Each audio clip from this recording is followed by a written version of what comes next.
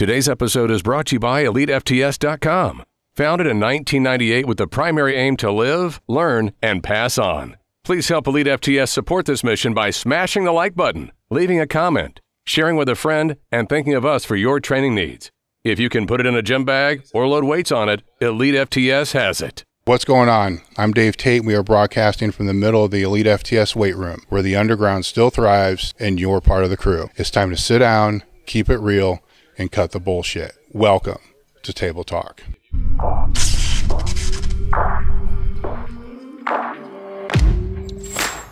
And we are live, right? Can you shut your iPod? Oh, is that what it is? I screw something up every single time. But we are back and we are live. Today my guest is AJ Roberts. Before we get into this, I got a couple things I need to cover real quick. I haven't talked about the SWIS Symposium for a while. The SWIS Symposium will be held in Columbus, Ohio on October 28th and 29th. It's the first time that it's been brought to the U.S. and Elite FTS is co-hosting that. Currently, right now, we have the early bird special, which is $4.99, which is $200 off the admission price. The one question, and the reason why I'm doing this special announcement, I suppose, is we get asked almost every day about, are we going to live stream this? And the answer that we have for that at this time is we are still looking into that. And there is a possibility that we will. We will know more about that within the end of the month. What I want to talk about, though, is the reason why you'd want to be there. And I'm sure as AJ and I speak going forward, there's going to be a lot of stories that are going to come about due to people that you've met being in certain locations and being physically present. When you're talking about a conference and a symposium like the SWIS Symposium, where you got there might be 55 presenters right now, you got to remember each one of these presenters, if you were to pay them for an hour of their consulting time, you're going to be looking at anywhere between $200 and $300 per hour for that. If you were to go train with them or see them as a medical provider, you're going to be paying even more than that. Every time you're at a symposium or a conference, if it's SWIS or not, I highly encourage you to speak to the presenters in the hallway, speak to them at lunch, speak to them at dinner, correspond with them as much as you possibly can, because that's where your real value comes in. A 15-minute conversation with one of these people that charges $300 per hour breaks down really fast and adds up really, really fast over a period of 2 days to far exceed the $4.99 value that you're putting into there, and provide you the opportunity to get the questions that you specifically want to ask for yourself. So the ROI, or the return on any symposium or conference or event like this, far exceeds its value before we even talk about the presentations that happen. Businesses have been formed, Precision Nutrition being one, was formed through a SWIS Symposium, which John went on years later to sell that business for millions of dollars. That would not have happened with the networking that goes on there. So I want to quit babbling about that. There's a link in the description. The other thing I want to talk about is the crew that we set up to help support the podcast. The link is in the description there as well. I checked this morning. We currently have 79 members. We are looking to hit 200. When we hit 200 members, we're going to start to begin to do exclusive only AMA podcasts just for the members.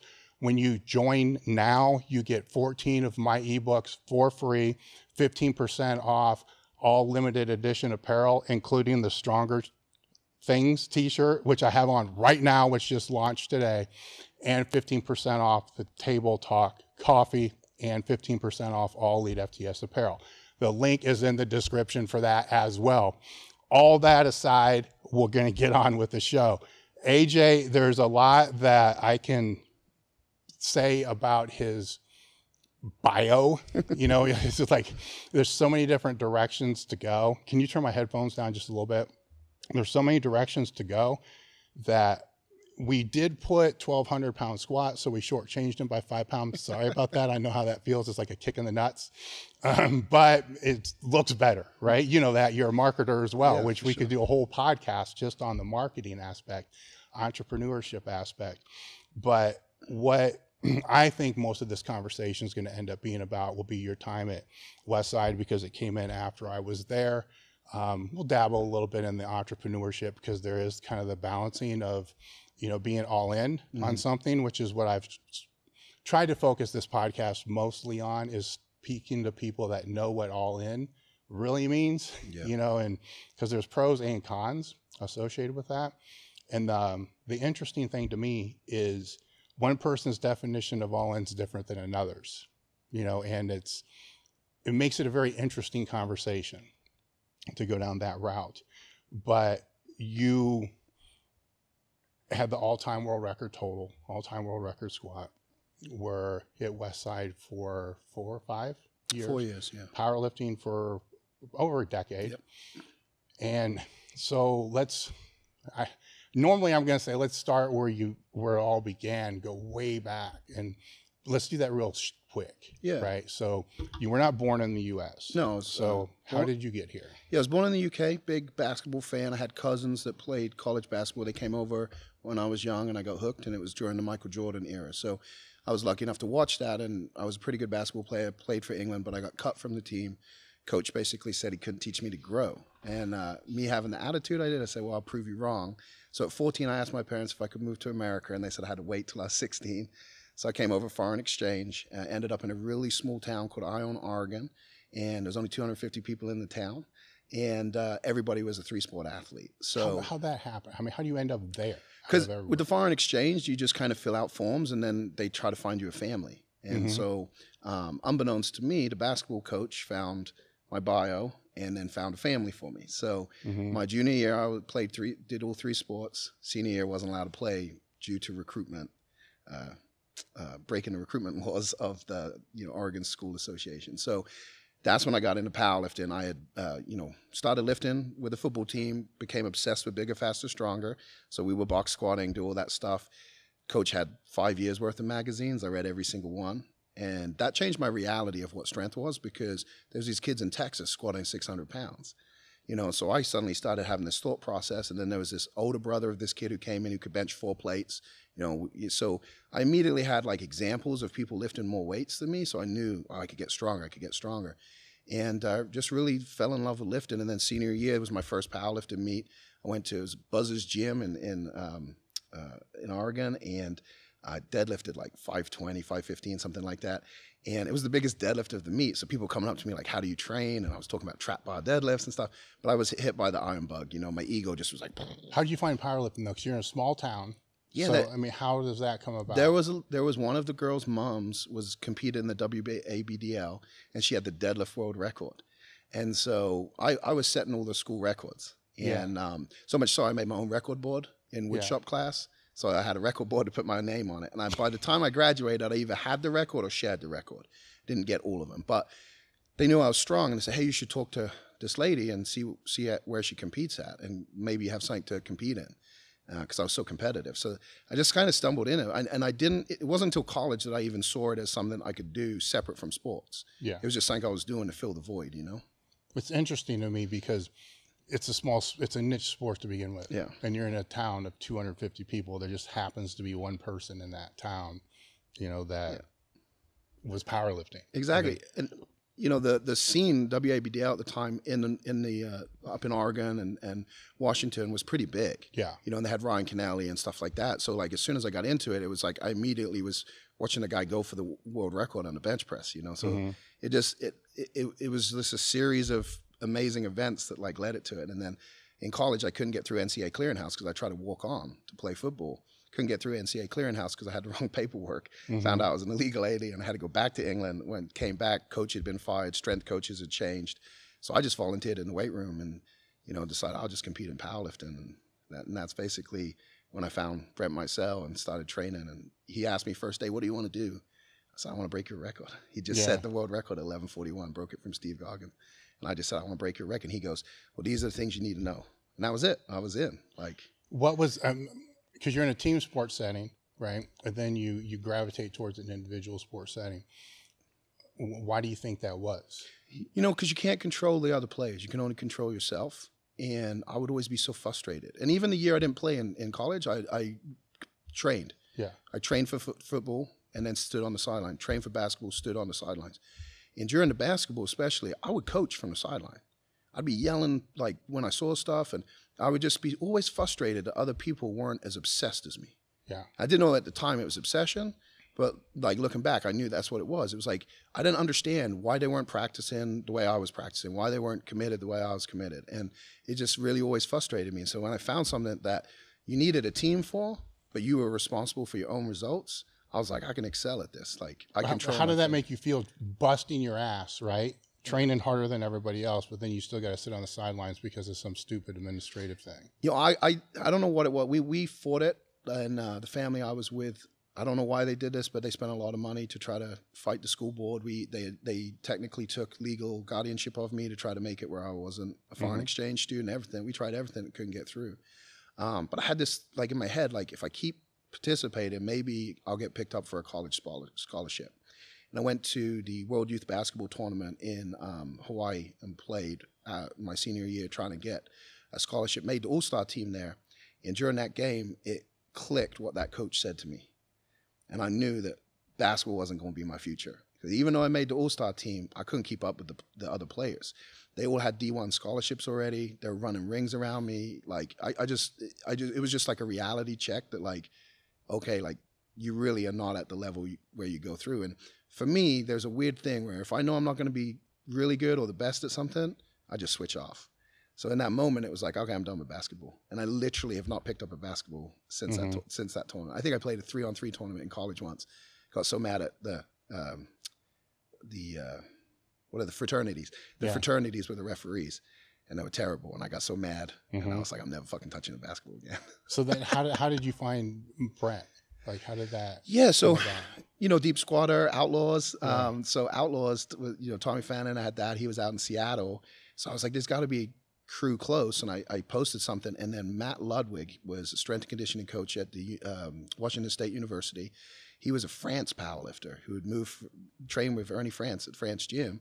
And he was driving up twice a week to train with Brent. And he said, you can just ride along with me. No, wait a minute. You posted on the clown board and got a real response? Yeah.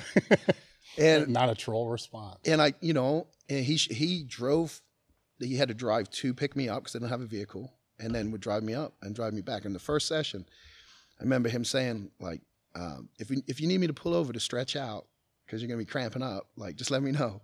And, you know, I went up there and they all squatted in the monolift. They made me squat in the power rack, you know, and spot and load for them.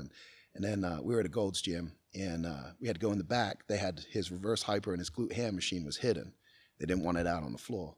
And there was 600 pounds on a reverse hyper. And they go, we ain't unloading it. So I get up there and, you know, first time I've ever used the hyper, and they start swinging it. And I'm doing reps. Force reps, yeah. So, you know, they just threw me in the lines then. And I showed, twice a week I went up with Matt. And I think that just like slowly I earned respect because I just showed up, you know, and I was willing to travel. And, you know, Matt would pick me up at like 6 a.m. on a Saturday, which means Friday night I wasn't going out. You know, I didn't do the college thing.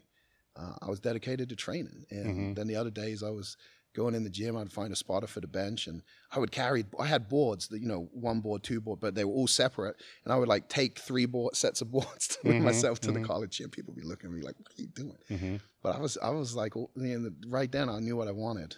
And I couldn't wait to move up to Spokane to train with Brent.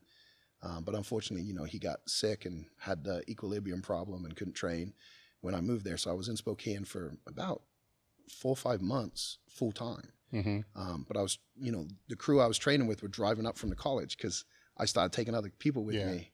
And so, you know, they built a gym down at the college and they weren't coming up as much. And I was kind of training alone. And that's kind of when Louie was like, you should move. Yeah. I was like, how the fuck do I do that? How do I move? And then I reached out to a guy, Pat Rigsby, Nick Barry, they owned the fitness consulting group at the time. And Brent had a private gym at this point called Iron Gladiators. And he said I could train clients there. So I started training clients, and it was the summer holidays. Now, had you graduated at that point? Yeah, I graduated. And the degree is in? Sports science. Yes. So I started training people, and it was the summer, so I got a lot of kids, athletes. I was super excited. And then school starts back up, and they go back to school. Yeah. I'm like, what the hell? And I didn't want to train fat loss people or anything like that. So I was kind of lost. So I went to hire these guys, and they were like, well, we have a job open in Kentucky. Like, you seem like a real smart kid. We'd love for you to, you know, come around the health club. I was like, Googled how close to Westside is it? 4.5 hours. I was like, this is perfect. So I flew out there, and the whole time I'm thinking, I'm probably not going to take this. Flew out there. Seemed like the right move. I was like, I can learn from these guys, get paid for it, and then drive to Westside, you know, at least once a week to train. And so that's what I did. I just packed everything up and moved across country. Yes. Well, then after you did that, you started making trips back and forth. Yeah. So I built a gym and was looking for training partners. And Dustin Minks had messaged me and said, I got a full setup at my house.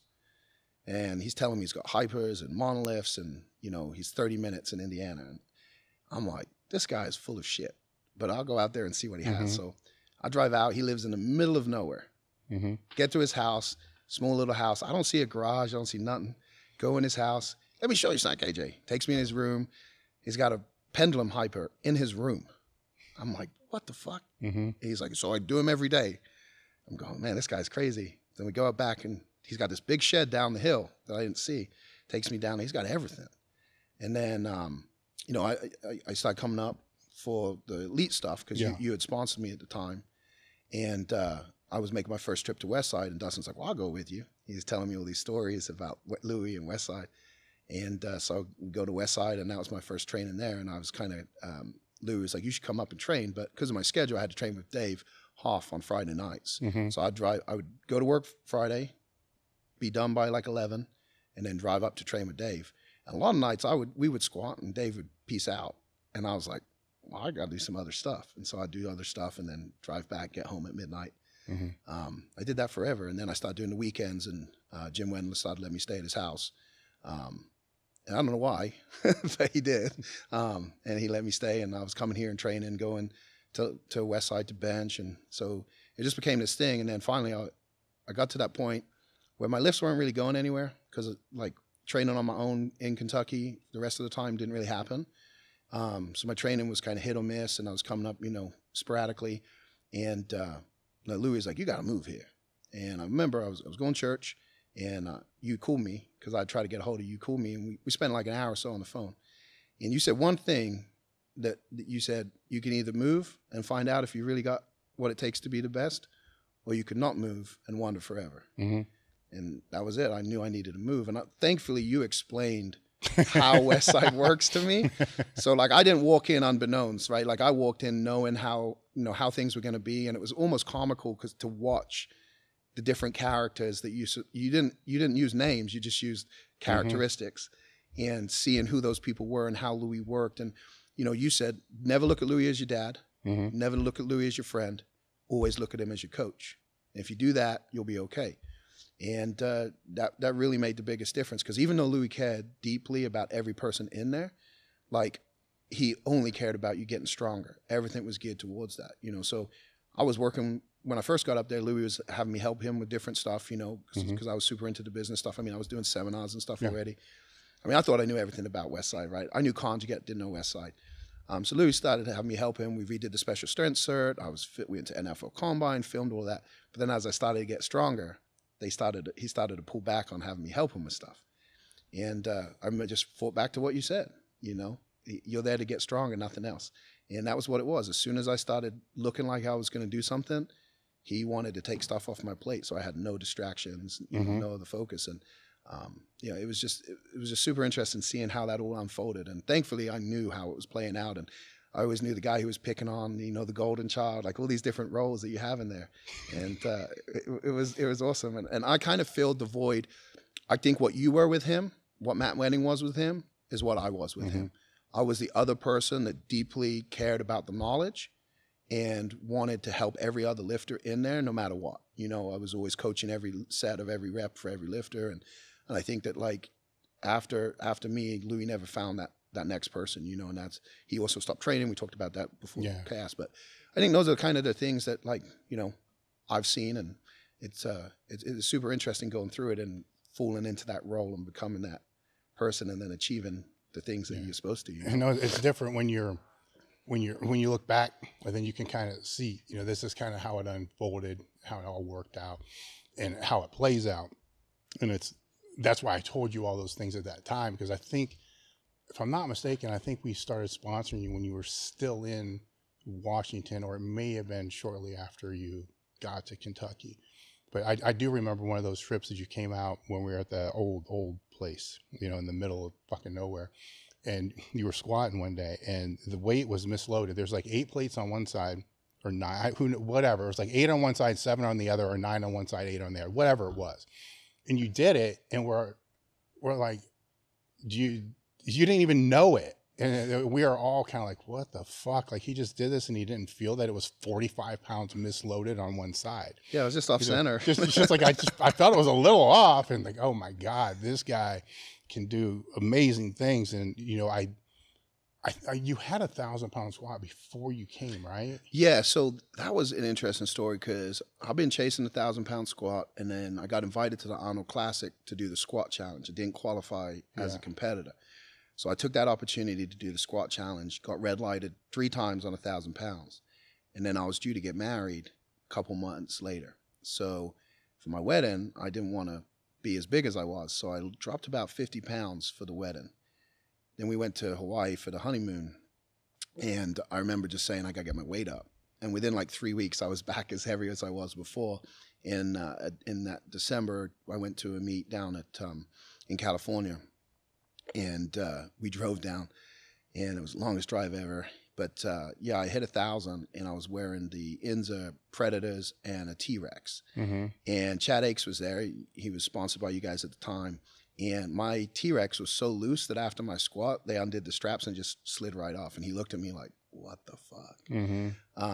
And yeah, and then you know, you guys picked me up, and we did the UPA meet, and we went from there. And yeah, it was one of those things where I actually, like my first Worlds, WABDL Worlds, when I was 17, I asked Ryan Kennelly how you get sponsored. Mm-hmm. Right then, I was like, I need help. And he just basically was like, you got to be good. If you're good, you get sponsored. And that was, you know, I'm like, okay. Like, I just took it as like real fucking intelligence there. Great advice. Makes sense. I just got to get stronger, you know? And that was like kind of how it went with me. It was almost like dumb knowledge. Like, I didn't know how powerlifting worked. Like, you know, the same drama that there is now. Brent told me, like, hey, nothing will ever change. You never make money off of this as a lifter. Mm-hmm. You know, it is what it is. But I, in my head, had this grandeur that, like, one day it would be different, you know. Maybe the WPO would be on the ESPN. Like, you always have those crazy thoughts. And, you know, then you find out, like, all the powerlifting that's on ESPN is just paid for. Yeah. It's like you can get anything on ESPN. That's why cornhole and all that fun stuff's on there. It's because they just pay for it, you know. So yeah, it was just an interesting journey there, and growing up in the sport and realizing that, like, oh yeah, I have to fund this hobby. But that's what I was going to say. You were always working that other end, though, because you've been in the fitness world. You know, it's one of your accomplishments is the Fitness Hall of Fame. Mm-hmm. So the whole time, you know, which is. It's funny for somebody that knows the fitness world, right? Exactly. It's like, you know, here you got this, you know, 308-pound lifter, you know, in the fitness world, you know, writing copy and marketing for the fitness world, and it doesn't fit, you know what I'm saying? It doesn't fit the normal demographic of the people that were working in that fitness world. Yeah. But that's the big takeaway there is, you know, as we continue to keep talking, you get more and more ingrained in the sport, becomes more of your social identity. You never gave up the other part. Yeah. You know, you were always working that back end where I don't want to say it's a backup plan because it probably really wasn't at the time. It was just your way to pay the bills so you could do what you love to do. Exactly. But it was paying your bills in a way that was moving you forward, you know, each year after year after year, which, you know, a lot of others that will be in that same position may bounce, you know, or, you know, nothing that's going to move them forward. Let's put it that way. I think for me, there was 2 things. Number one, it was just like, I can make money online. Like, that's crazy. Yeah. And then number 2. Well, you think about that for a minute, because at the time that wasn't the thing that it is now. Yeah. I mean, it was just starting. Eric Cressy and Mike Robinson put out their Magnificent Mobility DVD. Yes. And I think it was 05 or 06. And then I sat with Eric Cressy at APF Nationals and basically said, how do you do that? Yeah. And he said, oh, there's this guy named Ryan Lee. He holds this thing. He teaches people this stuff. You should come out to it. You can sleep on my floor. You know, Eric Cressy, like, you you know, just opened his house to me, let me sleep on his floor. That was how tight-knit that community was at the time. And, you know, and again, it was just one of those things where if he can do it, why can't I? You know, and so that's what kind of led me to it. And I realized, like, I really like the marketing side of stuff. I really like being able to, you know, write a message and sell something. And I remember I wrote when Louie wanted to redo the special strength seminar, I wrote the sales copy for it, and we sold out within like 2 hours. And he was like, this is insane. And, you know, NFL coaches and college coaches all came to that. And I had no idea who was on his list. You know, he has this email listed with all these people, but that's how tight knit the community was back then.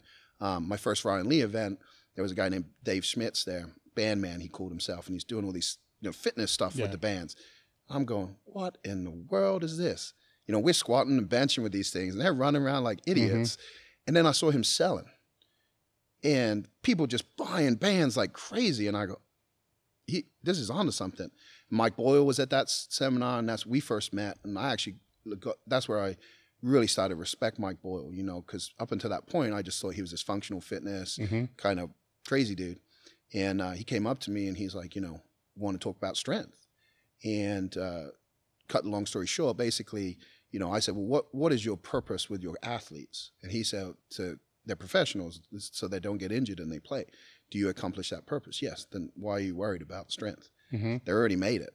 You know, it's a different ball game. And we had a good relationship after that point. And, you know, and I was honest with him about the equipment and the gear and training and what I thought. And we had mutual respect for one another. And it was just a super interesting thing to realize that ultimately, the more people I've met and the more I've learned about what they believe in, the more I'm like, it's basically the same, just the application is different. And I kind of look at it like the translation of the Bible, right? There's so many denominations. It's the same Bible. They believe in the same thing. It's just a different interpretation. And that's what kind of I love about the sport. And I love when different people come up with different theories, you know, and that's why I, you know, got more committed to Conjugate, was because every time I would read something like block periodization, I was like, well, we do blocks.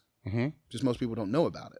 Yes. Because Louie just talks about dynamic work, maximum effort. He doesn't talk about strength, speed, strength, you know, lactic acid tolerance, GPP phases. Like, and I was like, oh, and I started to see the brilliance in the program the deeper I went, learning about other stuff outside the program. Yes. But that goes into what we were talking about a little bit earlier before, and it's a statement that's been made for decades now that it's not really Westside unless you're at Westside, right? And there's more to that statement than what people think. People just think it's dealing with the bullshit, it's dealing with, you know, the drama, it's dealing with, you know, the competitiveness and all that. That's part of that statement. But the other part of that statement is what you're talking about, is there is a system here, you know, where I would hear criticism saying, well, it's not phasic.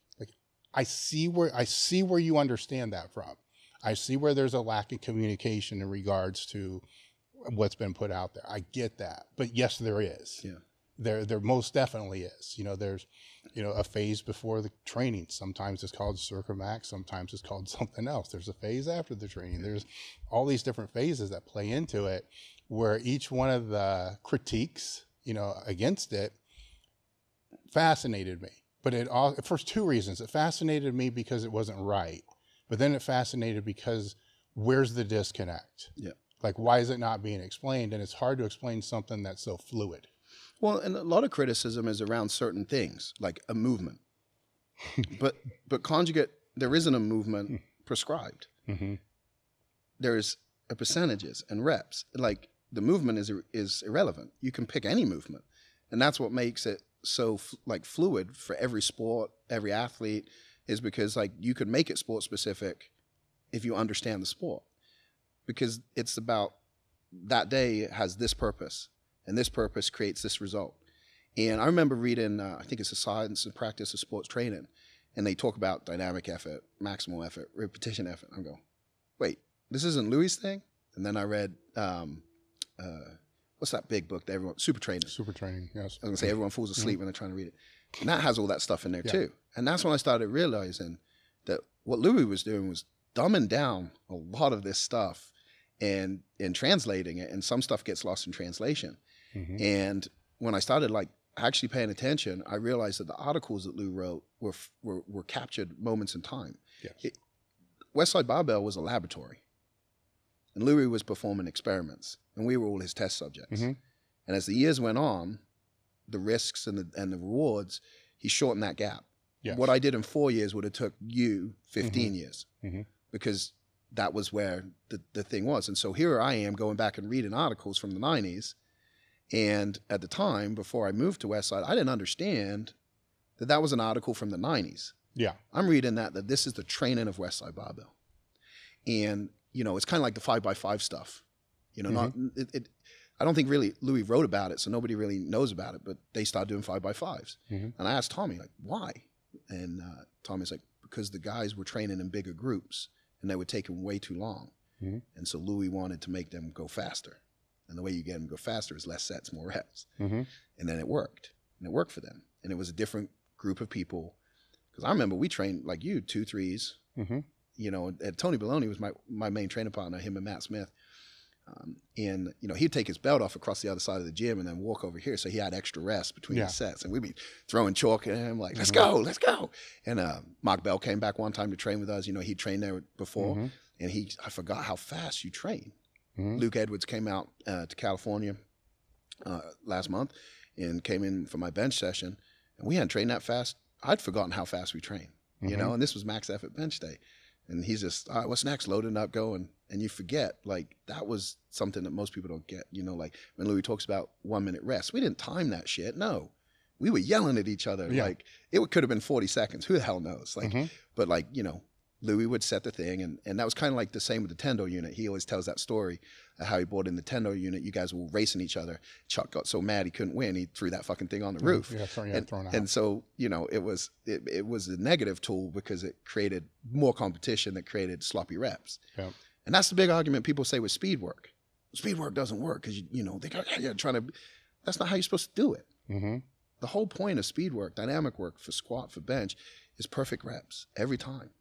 You know, people say, how would you train raw? Well, figure out the depth you have to go to in competition, to set the box to that depth, and perform perfect reps. What's a perfect rep? The same technique you use in competition. If you're squatting differently on Friday than you are in a competition, you're doing it wrong. Because that's the whole purpose to me. And there's a book, Talent Code, and it talks about these like little places that create tons of elite athletes, right? And tennis has one in Florida, and soccer is Brazil because they play a game when they're young. And like, when I read that book, I was like, that's Westside Barbell. It's this weird place that creates like repetition after repetition after repetition. That's why it's better than everybody, because 52 weeks a year, you're performing the movement with perfect technique. For more first reps too. More first reps. And that's what people don't get with it, because what they think is you're supposed to be going as fast as you can. And it's like, well, fast is relative, you know, and it's not about the speed of the rep as much as it is the technique. And when every rep is coached, and that's what you don't hear in gyms now. You know, I train at Grinder Gym in San Diego there, and it's silent in there. You just hear the music. It's weird. Who's coaching? Like, why is no one screaming at each other? You know, even trainers training their clients quiet, you know. And that to me is a missing thing in a lot of gyms and a lot of places. It's like your training partner is pointing out everything that's wrong, every single set, every single rep, you know, and you'll never be perfect. But, you know, if you can't open up your hips enough, well, you got to do some hip mobility. You got, you know, and that was the other brilliance of Louie that most people didn't understand. Through his experience, and you're probably the same with the athletes you train now who come in here. Through your experience, you don't know why you're saying they need to do this exercise. You just know. And you told me that. You said, I ignored, Louie for a year told me what I needed to do, and I just didn't believe him. It sounded crazy. It doesn't make any sense. And so and then I finally just started doing what he told me. Don't make that same mistake. So I didn't, you know. And I remember I deadlifted one time, and I got a big old ass. You know, they called me Bubble Butt in high school. It was a kind of mean nickname. So like my glutes, I must have big, strong glutes, right? So I'm deadlifting. I can't lock out reps properly. Louie's there screaming at me, you got an ass of a 13-year-old girl. I'm thinking, this guy is crazy. You know, he's like, you need to do this, you need to do that. And I'm just like, he's nuts. He was right. You know, it doesn't matter how big it is, it's how strong it is. And he see those things and he point them out. And like most people, they would have that initial reaction like I did. Like, that ain't right. And they wouldn't do it. And I just followed your advice and just did what he said. And that was why we got along, you know, because I would go to breakfast, I'd ask him stuff, but I'd actually do it. Whereas other people would ask him and then not do it. And he just, you know, what the hell? And when I first got there, they didn't even do waves on squats anymore. You know, Greg was the strongest guy. Greg liked to work up heavy every Friday. It wasn't working for me. I said to Louie at breakfast one day, why do we work up every week? He's like, I don't know. I go, can I go to do waves? He's like, if you can get someone to train with you. And Tony and Matt said they would train with me.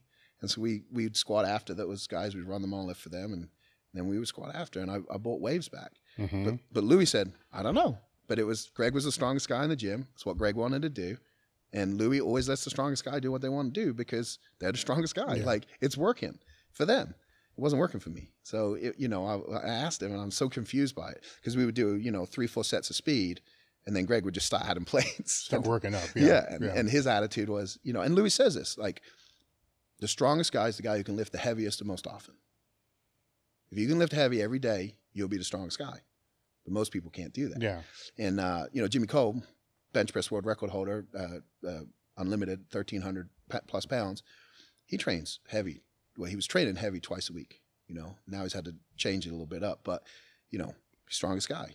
But most people can't train like that. Most people aren't going to recover. Most people aren't do that. And the more I learned about Conjugate, separate from Westside, was that when you actually looked at it, like, it's the perfect training system because everybody can train off a percentage. And when I went into CrossFit, because we started doing the seminars with CrossFit, and that's when things really blew up, because all these CrossFitters wanted to get strong.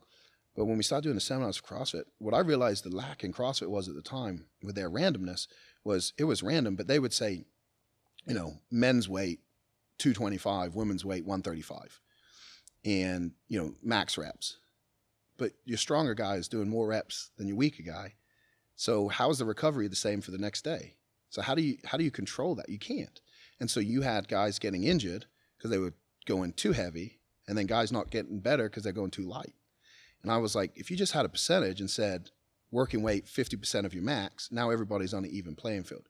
Now you actually can control the system without actually taking the chaos out of it. Yeah. And what I found is there's two types of people. There's people who like certainty, and then people who like uncertainty. And people who like certainty are the people who have planners and they have to have schedules for everything. They seem to do really, really well on just squat, bench, and deadlift 3 times a week or similar program. Yeah, linear models that lay it out for 12 weeks. Majority of people, myself included, I would blow my brains out if that's what I had to do every day. Like, I wouldn't even, it would just drive me nuts. Yeah. Plus, I think it leads to, overdevelopment, weaknesses, higher risk of injury from personal experience. But I like chaos. So I like to know I'm benching, but I like to be able to walk in the gym and say, how do I feel? Okay, we're going to use this bar. We're going to use this bar. Where do I need to get stronger? And that's one thing that you learn about Westside is you didn't plan your training. You walked in, and depending on who was there, you would kind of have a debate about what we're going to do today. You might get into some arguments. If you were late, you're stuck on whatever everyone else is doing. But it changed based on how you felt, and did we recover? Did we not recover? And so it was so fluid in the sense of like the individualism within a program that everybody is doing the same thing. So that's what becomes so hard to explain, because overarching there's a template. There's max effort, supplemental, accessory. That's easy to explain. But then it gets all blown up when what max effort exercises should I do and what rotation? Like, the fuck are you talking about? What do you want to do? Yeah. Well, I really like to do that. Well, don't do it all the time. You mix it up. Good mornings, deadlift, squats. Yeah. Don't do the same thing. And, for me, it would drive me insane if I had to phase, a max effort exercise over 3 weeks. So the first week, 4 reps, second week, 3, third week, like, fuck that. If I don't feel stable with the movement because I don't know it really well, let me get acclimated to it. And then maybe the next week I'll do it again, but doubtful. And maybe you're just going to do that one thing and then realize, man, I sucked at that, which is kind of good because the next time you rotate through it, you're going to destroy it. Not only that, but you also, like, if you feel like shit, you can just make something up you've never done before, and then you leave on a positive. Because the one thing that I find very odd is a lot of lifters miss in training. Like, they're okay with working up and missing. And the goal we had was to never miss. If you did miss because of technique or something, you could come back and try it one more time, and usually get yourself into that more competition mindset, which you never want to go to too much in the gym. You always want to leave that edge for competition. But you would come back and hit it, and then your ego would take over. Put another 20 pounds on, and someone else had to say, no, fucking done. Like, you got a PR, you get out of there. But that was the other thing with it, is like, depending on how you felt, you knew, okay, I'm good today to do, I can hit a PR on my floor press, or I'm not ready for that yet, you know. And then for me, I love it more on accessories. You know, I know I got to do an extension, but I don't want to do the same damn extension every week. So the opportunities are endless. You know, okay, let's use, you know, chains with dumbbells, or let's do bands. And that was something that, like, I'm like, this is great. And actually, when I did the bodybuilding shortly, and I worked with John Meadows, like, the reason I gravitated with John is because he took what he learned at Westside and was applying it to all bodybuilding. It just made sense to me. And I can't tell you how many people I've like took an exercise and just added a band to it, and they're like, holy crap. Like, I feel it so much different in the targeted area. This is insane. And, you know, I started realizing that for those that do train kind of alone or don't have a great crew, that you can create intensity throughout the workout by using bands, chains, and then also using, you know, drop sets. And I realized, like, that's how you get better alone. If you are alone, you have to create intensity. The level of intensity we had at Westside, I don't know how to explain it to people. Like, it's like you're walking into the devil's pit in, like, literally. Yeah, I mean, there were so many days I'd be driving to the gym, like, what the fuck am I doing? Why am I doing this? Like, I couldn't, you know, I was limping to the car because my back is in so much pain, you know, and I'm driving, I'm heading to McDonald's to get my 2 fucking breakfast sandwiches and put the hash browns in. And of course, get the Diet Coke because you always get diet. And you smash that before you go to the gym. By the time you get to the gym, you're like, all right, let's go. And you walk in and you still don't want to be there after like 1 or 2 sets.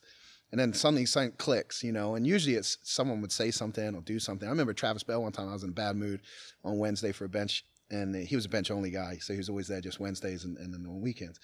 And he's like, why are you in a bad mood? He's like, smile. And I looked at him, I said, motherfucker, I'm not here to be your friend. I'm here to kick your ass. And that's how I felt with that gym. And it's funny because I listened to the podcast you did with your training crew. And it's like, when you look back, it's like, you had a good time and stuff, but you weren't really friends with the guys in there. Like, and that was something, like, you would hang out because, like, those people understood you. But like that was the weirdest thing about it, was it's like, it was a brotherhood, yet not a friendship. Like, you were there to get each other better, one thing and one thing only. And if the person didn't want to be a part of that, get the fuck out. You know, there was no, I will still be your friend and hang out. It's like, nope, you're off the team. You're gone. Like, yeah, well, at any time, anybody can be gone. You know, so that's the other thing too. And for a lot of us, we had other shit. You know, so we didn't have time, you know, to go hang out, do all this other kind of shit. With your squat, to think back on that a little bit, there was a, looking through your competitive history, that you hit the 1,000, and then it was your bench was creeping up, your deadlift was creeping up, but the squat was just kind of, I don't want to say it was going backwards. It was gaining very slow compared to what the bench and the deadlift was for about 2.5, 3 years. Then, boom. You know, it started to take off. What contributed to that? And what do you think contributed to that? Because you're still in the same weight class. This is intriguing. Maybe some gear changing could be that as well. But it still went up 200 pounds. Yep. Two things. So first thing was, I actually went out to iFast and saw Mike Robinson and his business partner, because I was going to meets, and sometimes I get the deadlift path, sometimes I wouldn't. And what I figured out was I couldn't extend my hips and my knees at the same time. So I was doing a lot of soft lockouts, and sometimes they'd give it to you, and I couldn't hit the 800 deadlift. I keep getting red lighted.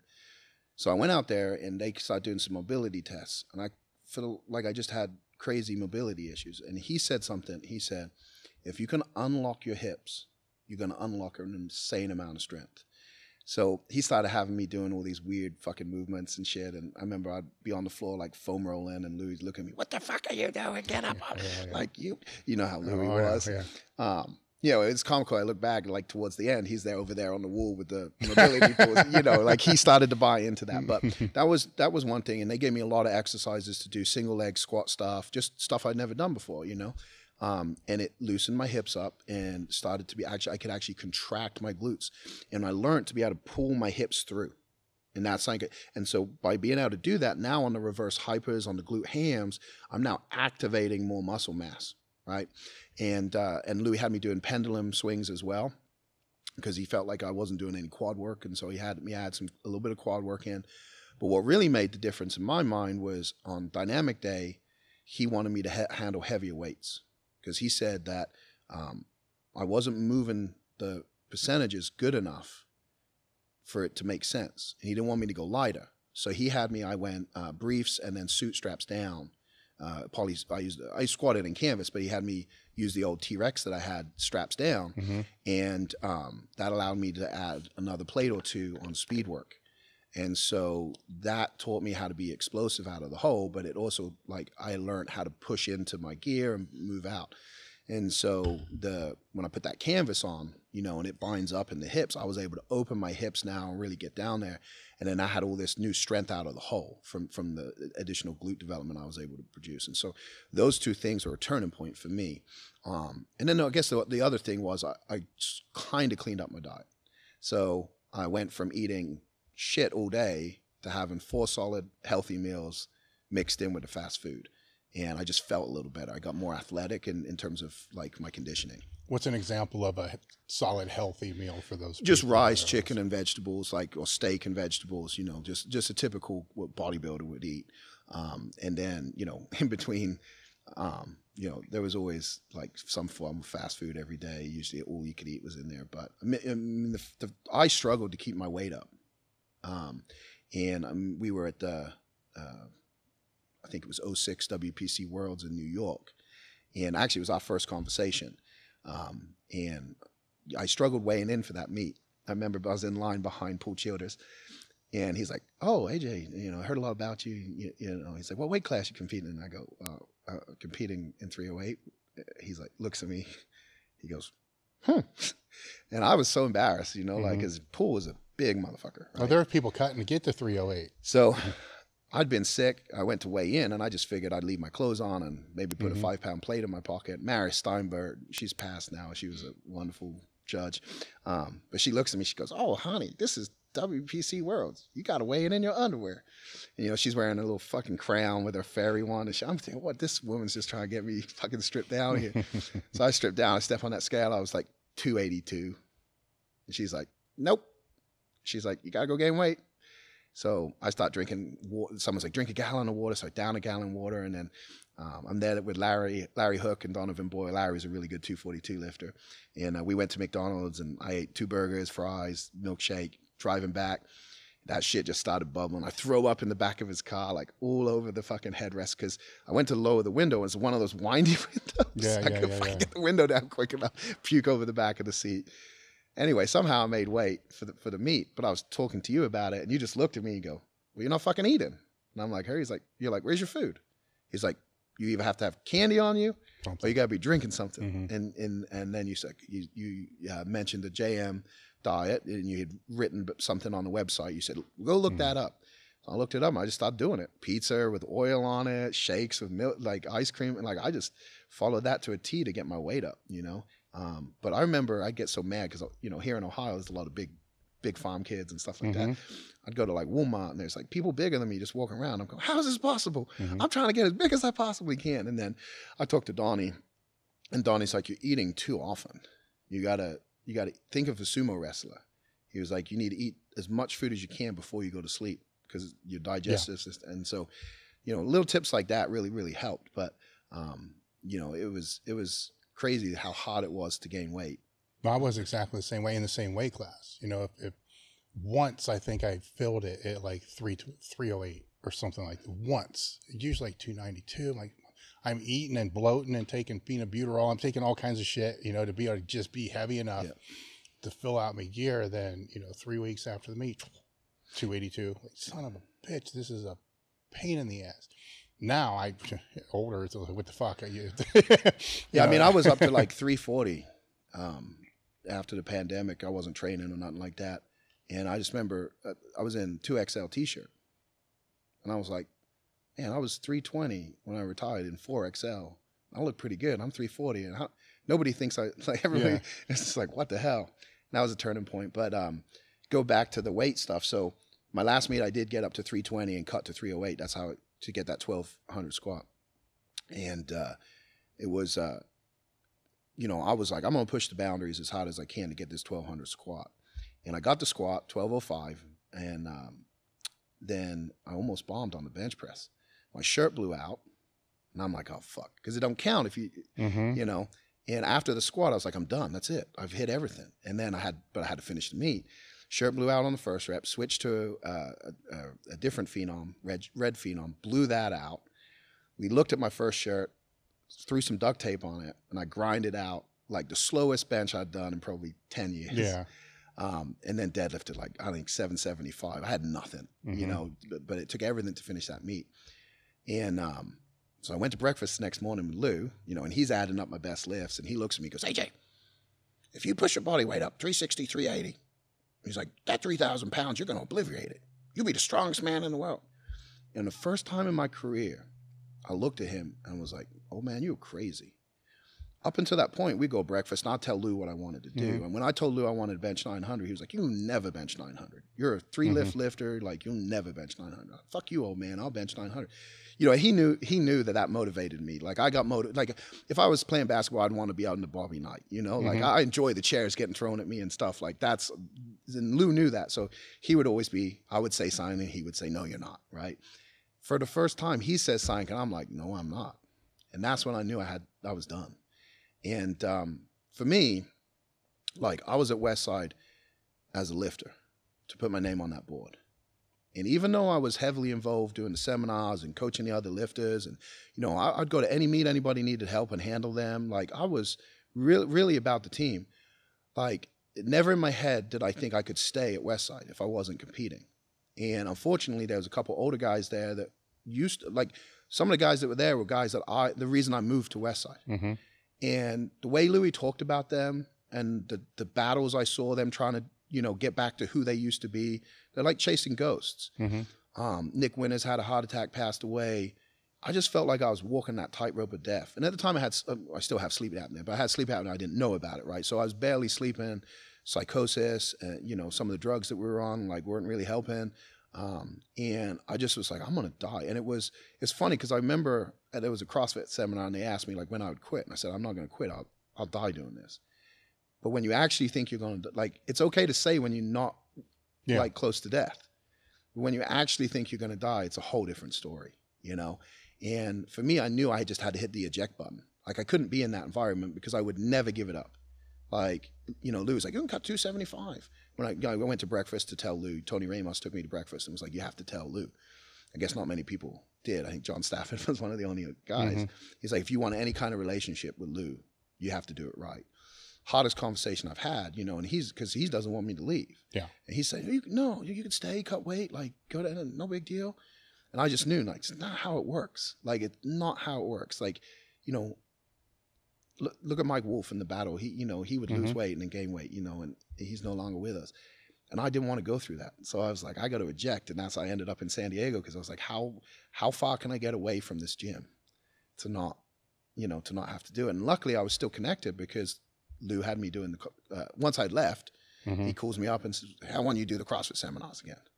So I was doing that and, you know, traveling over, going to Italy and places like that to teach this. It was great, but it's because I wasn't a lifter anymore. He was cool with it, you know? Well, yeah. And I think the conversation helped, you know, it mattered, right? Because a lot of us didn't have that, or I did years later, you know, but it was a matter of, you know, the way that I felt was, you know, after being there for 14 years or whatever it was, I can't grab a squat bar anymore, you know? And so I can't, it's a blessing and a curse, you know? So blessing, because fuck, if I could, I'd probably still be, you know, I would be the guy that you were talking about. And that's what I never wanted to be, was the guys that you're talking about, is that person that's just, I was already 2 years removed, you know, not making any, I was on a downslide and I was just waiting for that next, you know, roll. It's like a roller coaster. It's like boom, boom, boom, then boom, it comes. And it's like, God damn, why ain't it coming? It's not coming. It's like, why ain't it coming? And it kept getting worse, but I didn't want to be that guy that's there for other people to say, fuck, I don't want to end up like that. Yeah. You know, and so I just get out. Yeah. I mean, it was tough seeing that with those guys too, because to me, they were legends, you know, and they're coming in and they can barely like do a movement, and Lou's getting pissed, you know, because Lou's still lifting. And that's something that, like, I've been going through old footage that I took. You know, I don't know why Lou let me film in that gym. He hates fucking cameras. But for some reason, he let me film. You know, and we had the old Z flip, not a like hand. It was a like hand, like Yeah, shit, no, shit. what the hell were those called? Worst, I know worst quality flip Yeah. video or some shit. Worst Yeah. quality ever. But like I'm going through this training footage and like I just thought, no, Lou's training. I forgot how much Lou fucking trained with us. Mm-hmm. And I don't think people realize that like Lou's like, yeah, he's a master. He hit a level of mastery that you don't see very often in anything. And if you watch, there's a movie, documentary, Euro Dreams of Sushi. Like that's Louie. No, it's Louie, 100%. And it's like he knew one thing. And actually, when he was on Joe Rogan podcast, I was very thankful that Rogan figured it out and didn't try to, you know, just talk to him forever, because he figured out you're brilliant in this one thing and nobody's going to understand you outside of that. So like, cool. Yeah. Like, and you know, he was there the whole day, you know, with Lou. Yeah. But it's like one of those examples that like outside of powerlifting, and that Louie's downfall was he always wrote everything for powerlifting, but his knowledge was so deep, and the amount of people that would come in and from different sports and the differences that he would make so fast with people. Like, you know, for him, it was boring. You know, he didn't want to work with combine players because it was the easiest thing in the world. So he wanted someone else to do it. Like, it was just, it got to that point. And I remember, like, the reason we had a good relationship was because, like, I had a deep understanding of all of his past, like, writings. Then I had picked his brain on everything. You know, I was most people get annoyed, you know, like me and Wendler, like, I'd ask Wendler questions and he's like, God damn, shut the fuck up, you know. Louie just goes, go. Louie would love to share, and I would love to ask questions and debate him. And, you know, we'd clash heads, like, but he liked that because he could see that I was passionate. Yeah. And through that, when we started teaching the CrossFit seminars, he would say stuff, you know, and these are coaches. And they would look like so confused. And then I'd be like, what he's trying to say is this. And then, so they started calling me his translator. Yeah. You know, and I said to Lou one time, like, Lou, why don't you dumb it down a little bit? He goes, these guys should know physics. They should have biology 101, biomechanics 101. Like, he was like, I'm not there to teach them kindergarten shit. No, they should be smarter. And I realized that's why Lou, the hardest thing for Lou was he hit that level where he was a doctorate professor of a very hard degree. He didn't have time for the kindergarten stuff. Like, and, you know, I always tell people, like, who want to question the program and where it is, I'm like, you can go backwards and you'll end up at the same place as Lou, or you can just say, this is the latest science, you know, because Lou was so far ahead of, and I remember, was it Brian Mann? He did that test in college. They did the study on the wide stance squat and the band stuff and released the study. Well, you guys have been doing it for 10 years, you know, and that was what most people, you know, oh, the science doesn't back this. No, Lou's ahead of the science, and that's what they didn't understand. They didn't understand that Lou was so far ahead. He just got to that point where he found it very difficult to talk to someone who called himself a coach who didn't understand basic physics. We did. I have so many similar stories to that because I can remember two distinct ones. One was, I don't know which university it was, but it was in a lecture hall, and his whole presentation, as we're driving there, he's putting it together in his head. It's like, I'm going to tell them about what we're doing with the weight releasers, the chains, and the bands, because we were doing this Circumax thing with that. And I'm thinking, oh, God, this is going to be epic. And I just let him go. So he's just going and going and going and going and going. Nobody in there has a fucking idea. They don't even know what a box squat is, right? So he's talking about doing box squats, which they don't know what that is, with weight releasers, chains, bands, overspeed eccentrics for, you know, 5 singles or whatever we were doing. And just completely just lost, you know, I'm dying. And then on the way back, I'm like, Louie, next time we should probably just teach him what a box squat is. Fuck them people. If they're so stupid that, you know, basically they need to get smarter. If they're going to, you know, and I'm like, that's why they're in school. You know, that's why they're coming, is to be, there was another one where I think it was Ball State and was in the weight room. And he's lecturing about whatever we're doing at the time. And I was a demo guy, you know, probably like you were the demo guy, like bench squat, do that. And he's going and going and going. And 2.5 hours later, half the room is asleep, and laying on the floor asleep. And he's just going and going and going. And I asked him, I'm like signaling, like, just give me 5 minutes. Just give me 5 minutes. At the 5 minutes at the end, I grabbed the chalk and I write on the board basically what ended up being the periodization Bible part 2, or the basic template. Like, here's what it is. This is what we do. And then, you know, on the way back, I'm like, maybe, you know, he's like, you should just do this. You know, I'm done with these people. I can't handle it. I'm done with them. You do it. Like, okay, fine, I'll do it. And it's funny because he with the sport stuff is, I saw the same thing that you did. You know, these coaches would come in, some of the things that he would say I would question. You know, I think that's kind of weird. You know, but who knows? You know, I learned over a period of time, this looks stupid, it looks really weird. I don't know if I necessarily agree with it, but probably 10 years from now I will. Yeah. You know, so I just shut up on that one. But there, 80% of the other stuff, I was like, this is gold. It's absolute gold. And I would try to, man, you need to write more about this, you know, and I think, you know, Matt tried to get him to do that. You tried to get him to do that. And Tommy did, you know, so all credit to him because he did, because that knowledge is so vast there that he got typecast, I guess. I don't know how else to say it. Yeah, that's what it was. And that's the whole fucking question about Raw. How would you train Conjugate Raw? Like, we did. We didn't train in gear. What are you talking? Like, we used briefs on squat day. And like, we shirted up once a month. You know, Louie thought that was too much. Louie would always be getting on us about our raw strength and how strong JM was and how strong, you know, he'd talk about using the cambered bar for benching, like, you know, to get extra range of motion. And we got to push the dumbbells. And it was all raw. Like, and listening to Chuck the other day, you know, he was saying, I think we should have trained in gear more. You know, I don't understand where that got lost, where people think that like this system was created through geared lifting, because powerlifting, there was no raw lifting when we competed. If raw lifting was the biggest thing, that's what we would have done, because Louie was all about doing the biggest thing, you know, but gear had evolved over the years for safety. Then it could help you more. And then people started figuring out how to get more out of it. And like anything, you have divisions. And I always saw it like any sport, like, you know, race cars. You got the guys that like to go around a track as fast as they can, and then you got the guys who like to drag race. I just consider myself a drag racer. I can't do anything but do this, you know. I can't go in circles. I can't, you know, and so that's what I train for. But so many people, I think, they struggle with seeing the similarities in anything, you know. And that's one thing that did help me, you know, in other areas of my life, is realizing that everything's connected, right? And the lesson I learned over here can be applied over there. And I think a lot of people couldn't with what Lou, and so it's all powerlifting, therefore it must be a powerlifting program. It's geared powerlifters, it must be geared powerlifters. They take drugs, it must only work for people on drugs, you know, and it was this easy thing. And then, you know, Westside was very intimidating. And I remember 05 Nationals in Detroit was the first time I saw Westside in person. Like, I had the DVDs, and I always talk about this, Luke Edwards will laugh because he always makes fun of me, but there was a DVD, Matt Smith is setting up the squat, and the music somehow cuts out, and Matt's just like, it was the coolest fucking thing I'd ever seen in my life. Like, to me, I was like, oh my God. But you don't realize what the Westside guys look like. When I went to 05 Nationals, you know, I'm training with Brent. Brent was a big, thick dude.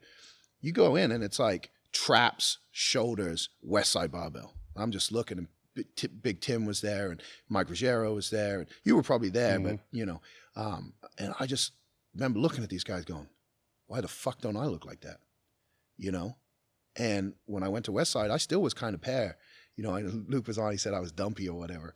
A lot of that was because I got injured. I hadn't been training that much before I moved there, so I did get a little fatter. But like, I was kind of a pair. My shoulders were not wider than my hips. And it was all the accessories, all the raw work, all the bodybuilding movements, like all the special exercises, you know, that you would do to get your main movement stronger. And it was like, yeah, you got to build your upper back if you want a big bench. Okay. You know, and it's just weird to me that people, like, because of the way Louie writes, like, for powerlifting and Powerlifting USA, therefore it can't be for anything else. It was baffling. But luckily there was coaches who didn't believe that, you know, like not Buddy really Morris that and baffling. stuff. I mean, you know, the industry, it's not that baffling, right? So the best way to discount something is to, you know, find a hole in it and pop it, because it wasn't like any of us that was writing about this stuff were saying put gear on. You know, I wore my squat suit twice a year in meets. That was it. Yeah. You know, so it wasn't a mystery. It was actually very well known, you know, but anybody that had a competitive system or something that they wanted to push, you know, for their positioning or whatever you want to call it, marketing wise, then they have to find some flaw here to be able to make their system. It's just how the industry, the shitty part of how the industry works that really doesn't need to work like that, by the way. But that was it. It's like, well, no, that doesn't work because they used gear. Then you would, back when I was putting this stuff out there, so then I combat that. No, we don't. Well, then it's the steroids. Okay, well, we got some guys in there that are clean too. Yeah. You know, there's always something. But, you know, I actually did think for a minute, maybe it was. Maybe it was all the drugs. You know, like maybe that's a part of the puzzle here. And I'm discrediting it. So I went and got you guys were selling it, the block periodization seminar thing. It was like, it's like 12 2-hour DVDs or something. And I sat and, you know, he speak in his native tongue, and then they had a translator. It was very painful to get through. But I'm listening to this, and they said two things. It's talking about where block periodization came from. So we had periodization, which was kind of a 4-year program for the Olympics, right? And then drug testing got a little more stringent, and so they had to do shorter blocks because they had to use faster drugs. And so these competitive programs all came out of like the change in drugs for the Olympics. And I'm going, well, everybody's on drugs. It's at the top. So no, this is irrelevant. And then, you know, you start seeing the high school kid, the coaches from high schools and the results they were getting with their kids. And you realize, no, strength is strength. You know, recovery is the difference. Like, you might have to change up the volume, or you might, but in essence, a max effort for someone who is drug free versus a max effort for someone who's on drugs is two different things. Well, see, I would always flip it though too and say, so what you're telling me then is that everybody that does linear periodization is drug free, right? And you know that stops the conversation so quick. Exactly. It's like it's a variable. You know, it definitely plays a role, you know, in recovery and so forth.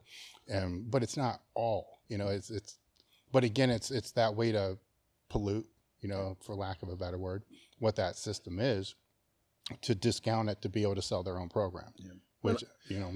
I learned very early on, you know, I was really against steroids. I grew up in England, and kind of, England has a kind of negative look on a lot of things, which is weird, you know, and I watched Strongman, and, you know, they were supposed to be drug-free, and so, like, you know, I had this certain opinion. And I was competing in drug-free meets, and, you know, I'm watching one of the strongest guys at the time.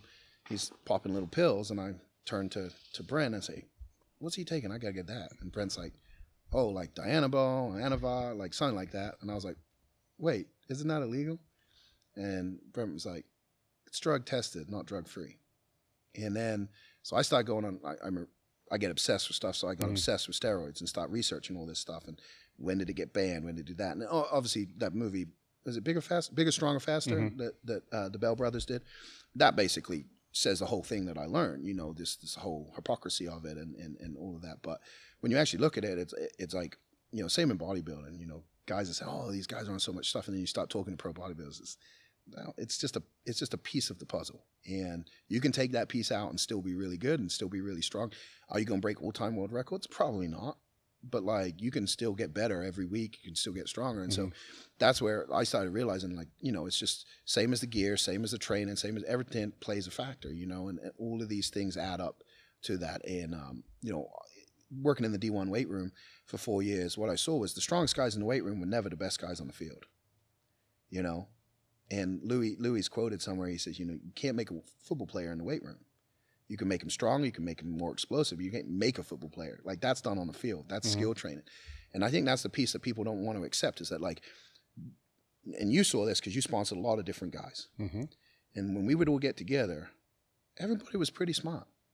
100%. Pretty intelligent. Like, you know, I remember having conversations with Brian Carroll, conversation with Jeremy Frey, and it was actual intellectual conversations around training and life in general. And it was like, oh, these guys are good because they're learning and they're researching and they're obsessed with this at a level that they have now an intelligence that they didn't have before.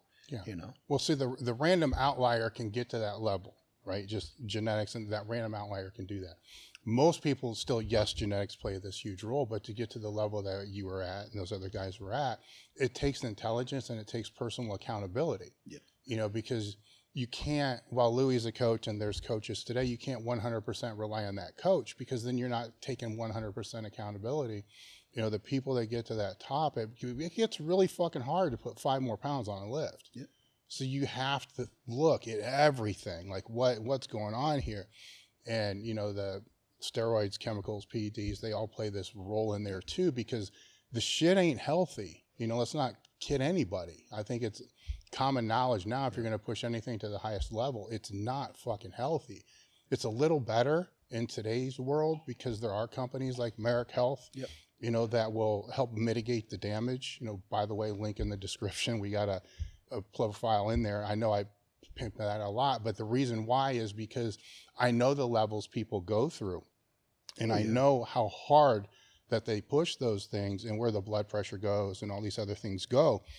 That can be mitigated. Yeah, and right? I think that's, people say to me, like, if you had a CPAP and you were working with the doctor, you probably would have continued. Maybe I would have. Maybe, but here's the question. But let's say it was mitigated and you could still continue. You would have gone heavier. Yeah. You would have gained more weight. You know, so that I would have ended up in the same spot probably. Probably, right? Because it's one thing, because a lot of those are red flags, right? Because you can't fucking walk. You can't breathe. You're like, man, I'm going to die. Now, let's say you put the CPAP on there, you have blood pressure medications. Now you can walk, now you can breathe. So what are you going to do? What you should do is listen to the care provider from Merrick or whatever that's helping to mitigate the damage. But what would typically happen if there wasn't somebody kind of overseeing that is you're going to say, man, I feel good. Yeah. I need to take more shit. And you know damn well you would, because I know damn well I would have. Oh, yeah. At the time, there wasn't any, there wasn't a worry about death. Yeah. Like, yeah, I'll die for this. And so much so that, like, legitimately, if someone had come to me and said, hey, like, we have a myostatin blocker, like, you'll get huge and strong, but you'll probably die at like 60. I would have said, sign me up. I was 20. I didn't care about living to 60. I didn't have I was married at the time, and you know, and that ended in divorce because of how dedicated I was and, you know, the things that changed in my mind. But like, I didn't have a family, you know, even though I was married, like, I don't care. Like, it didn't matter. Like, and that was part of the reason it all went south, right? Because like everything was centered around lifting and being stronger, and nothing else was as important in my life as that. Nothing else. Nothing came before it. I mean, I missed family weddings. I missed Christmases because I got to fucking train. I got meets coming up, you know? And, you know, thankfully I started only lifting, you know, competing like twice a year. As you got better, Lou was like, hey, you need to come down. So you got to do a little bit more of that stuff. But to me, like, that was the most important thing. So yeah, like, you come to me and say, I got this drug that's going to get you to be the best. And yeah, but it'd probably kill you young. Okay, cool, whatever. Like, it wasn't a reality till it was a reality, you know? Now, when that's so ingrained in your identity, right, then you stop. You know, how was that? So it was 10 years, you know. So I try to find something else to channel into right away. What do you mean 10 years? 10 years since I started powerlifting. Yes. So for me, and this is, I don't think there's ever a right or wrong. It's just, it is what it is, right? For me, the only way out was to be done. I can't train like a powerlifter. I can't keep, because I'm going to chase numbers. You know, that's how I tore my pec off one day. It was we had a little powerlifting crew that my girlfriend at the time was a part of, and I would go in and help. And one day they wanted me to bench with them. All right, motherfuckers, I'm going to beat all of you. And that's how I tore my pec, because I want to beat the numbers. And I was so close to where I used to be that, you know, and so I said, I can't do that. So I was heavily involved in CrossFit. I was with Dave Castro at the time. We were at a baseball game, and he's like, what are you doing now? And I'm like, I'm trying to figure it out, you know, doing a lot of, like, you know, kind of circuit style training and stuff like that. He said, why don't you give CrossFit a try? I said, I'm no shape to do CrossFit. He goes, that's the dumbest fucking thing I've ever heard. He was like, CrossFit's the best way to get in shape. So I started doing CrossFit, but of course I'm obsessed. So, and because of who I am, I get access to everybody. So I'm talking to Kelly, you know, about mobility. I'm working, you know, talking to other top lifters that we you know, that competed, and training 3 times a day, and, you know, doing all of that. And, you know, the pec injury was during that time, powerlifting. And I said, oh man, I'm doing it again. Like, that injury set me back. And it was kind of like, oh, this is the universe saying, you know, like, hey, you're being crazy again, competing. So I was like, okay, can't do the CrossFit, right? So, bodybuilders lose weight, they get in shape, so I'll do a bodybuilding show. And so, again, because of who I am, I got access to John Meadows, access to Shelby. So I'm working with some of the best coaches in the world, I'm at a gym that has other pro bodybuilders, and I'm training. I do my first show, and I remember the guys coming up to, where are you from? I said, I live here. It's like, how come we've never seen you before? I've never done a bodybuilding show before. He goes, really? I go, no. He's like, you have perfect symmetry. He was like, you need bigger lower lats and bigger upper chest, and you will turn pro. So, you know, I decided to hit up Justin Harris. So I thought, Justin really knows this stuff. Mm-hmm. I love Shelby, but I don't know why bodybuilding does this to you, but you always want to try different things, you know? Mm-hmm. So I'd done great with Shelby. He brought me in phenomenally, but I decided I would hit up Justin Harris. So I started working with Justin, and Justin puts me on a bulking diet. And so I'd gone from 320. I compete the day before my bodybuilding show, I was 221. So, you know, 99 pounds. I lost. I would say 100, but the truth is 99. And then I was up to 280. And I'm eating. I don't know what meal it was. And I hear myself breathing again. And I just put my fork down. I go, I'm going to kill myself. Because I was obsessed again. And I was like pushing it now because I was going to be pro. I remember having a thought like, well, if I turn pro in bodybuilding, what's that going to get me? I'll never win the Arnold. I'll never win the Olympia. Like, I knew that, you know, like I kind of looked, I had a shape similar to Dennis Wolf, you know, and it's just not the right shape to win these shows. Am I really going to be that good? Like, am I really going to be as good as those guys? So I get my pro card, then what? What does that get me? Like, it doesn't get me anything. And I just quit everything cold turkey. So this was 2015. Yeah. So what did you do after that? I started doing meditation and yoga and swimming and walking and, you know, trying to find how to be normal. Try to be a normal person, right? No need to compete in anything. Just train to train. But again, I won't touch a barbell because I don't want to turn into that guy that I used to be. And I got my weight and I was around 250, 260. I sat there for a long time. Started working on, you know, I went to a psychologist and a psychiatrist. It was recommended to me. High performance guy, works with a lot of A-type personalities, and everybody raved about him. And I walk in and he's like, okay, first question, on a scale of 1 to 10, 10 being the highest, how depressed are you? I was like, sorry, 10 being the happiest, 0 being most, and I said, 7, 8, pretty good. We go through the session. At the end of the session, he's like, my professional opinion is you're a manic depressant and you're about a 2 on the level of happiness. And I'm like, what? He was like, think of it like a functioning alcoholic. Somehow there's something in you that ignores everything that would keep a normal person in bed, like the heaviness of the world. Somehow you still function. But the reason you think and feel and act the way you do is because of this. And so how do we fix this, you know? And work with him a lot, started doing plant-based medicine, trying to like figure this all out. And I was went to Costa Rica 2 years ago. No, a year and a half ago. And for ayahuasca. And the first night, I won't get into too much of the trip because people don't really understand it. But essentially the message was I was broken. My body was broken. All the tissue was broken. And I was actually like doing manual soft tissue work, releasing tension from my body, digging my hands into my psoas and stuff like that.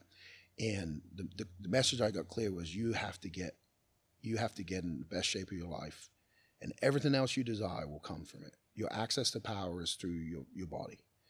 And so for the next year, I was trying to figure out, well, what the fuck does that mean? You know, so every time I try to work, I try to do a diet, wouldn't lose weight. I did keto for like 2 months, didn't lose a fucking pound.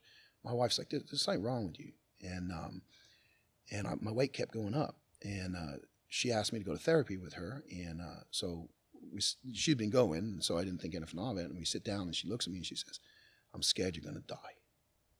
She's like, I don't want to lose you.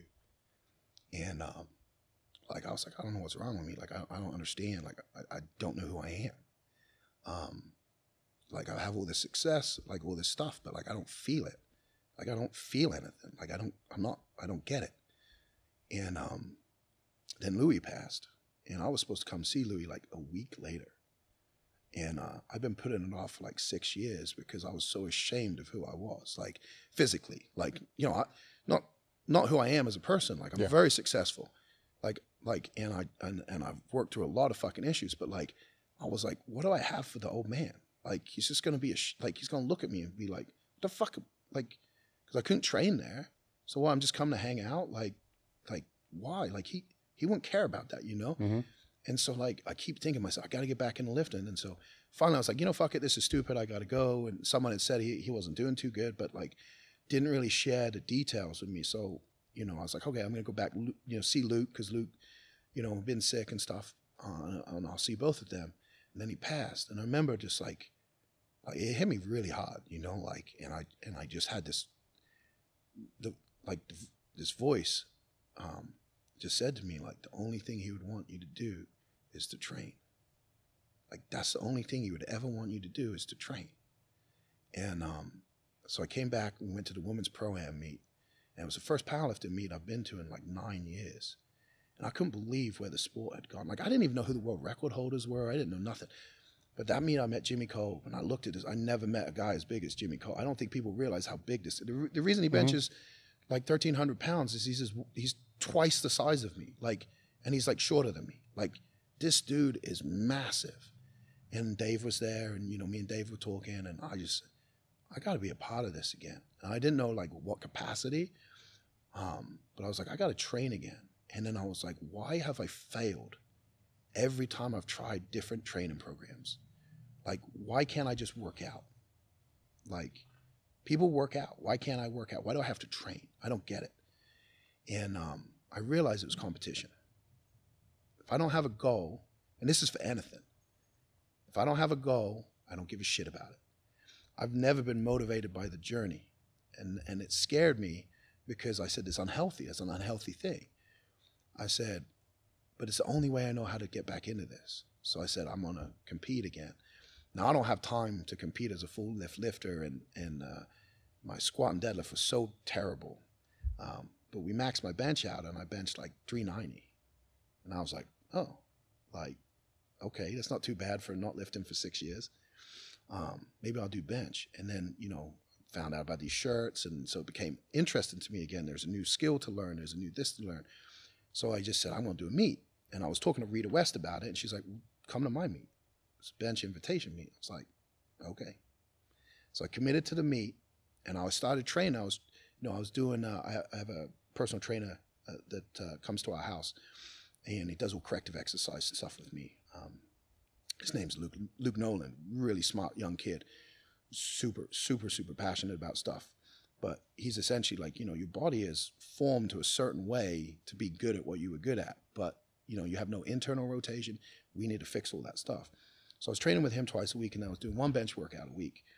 And then after a couple of weeks, I started working out two powerlifting workouts a week, 3 powerlift, back to, you know, 4 or 5 workouts a week, and enjoying it and loving the process of improvement again. I thought back, I said, I never enjoyed training. I didn't care about training. I just want to go compete. And I think that was the difference between me and a lot of guys at Westside is they love to train. I love to win competitions. So like, I wouldn't get into a lot of battles in the gym if I didn't feel like it aided me, you know, and you know, Greg and Luke would be battling out, and me and Tony would be doing something else. Cause like we were there to get better for the competitions. And, I didn't know if I could enjoy training, and I enjoy it. And I kind of feel like, you know, in a way, powerlifting was going to kill me, and I got out. And then powerlifting, it's like saving me, you know.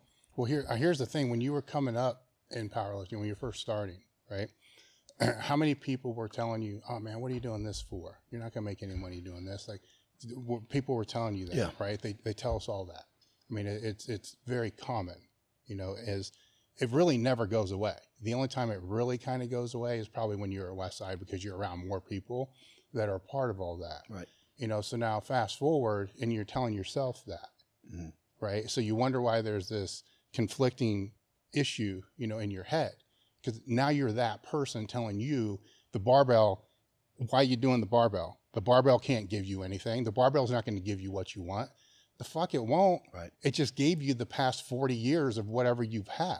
Right. You see what I'm saying? So in a way, you can't let them from back then become who you are now. Exactly. And it could be the person sitting across from you as a therapist or whatever it is, because they don't get it. Yep. Right now, should it be at this extreme level? No. You know, you got kids, you get that. I mean, that you understand, you know, but to not do it at all, you know, to not have the barbell because you're afraid of what it can give or what it can take, you're only looking at what it took. You're not looking at all it gave. And I think for me, that was a thing, right? Like, when I look back, excuse me, I broke the world record. And then for the next year, I tore my life apart and never thought powerlifting was the thing that was causing me pain, right? It was my wife, then it was my job. Right. Then finally a year later, it was powerlifting. I was like, this is what is killing me. You know, this is why I'm happy. It's powerlifting. Like, it was none of that stuff. The obsessiveness. But it was this obsession that I couldn't escape, you know, and I didn't know, like, why do I have so much hate? Why do I have so much anger? Like, why can't I get rid of this, you know?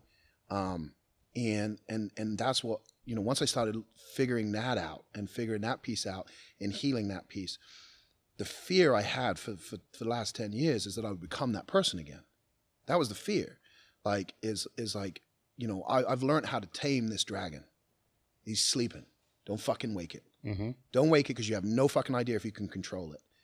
And like, I finally got to that point. And a lot of, like, it sounds weird, but like Louie's death, like, lit something up in me that, like, I didn't know was there. And maybe it's trying to make him proud, you know, like how we create crazy associations. Maybe it's just like the only thing I know to honor him is to, like, lift and pass on. That's the only thing I know. Like, and then, like, for what he did for me, like, I don't think people understand the impact he has on you as a person. Like, you do really good as a lifter, but, like, there's so many lessons about life that he teaches. Like, that samurai fucking mindset, that stoicism that he has, the attitude towards life and the dedication, like, that's a fucking rare breed. And, like, you learn that and then you experience it and you realize that I can do this in anything I do. Like, if I want the best marriage, like, all I have to fucking do is, like, put everything I can into this marriage. Like, and like, balance doesn't exist, but, like, you can invest in your family, you can invest in your fitness, and you can invest into, you know, like, you can invest into these things, and that's balance. Like, it's not equal, but, like, it's like commitment.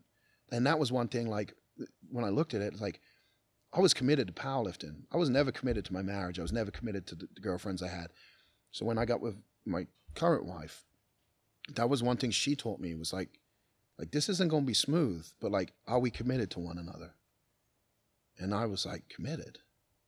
I was like, oh shit, yeah. Like, you have to commit to something. And then no matter what, you figure it out. And I looked at powerlifting, like, you commit. If you get fucking hurt, like, you don't just quit powerlifting.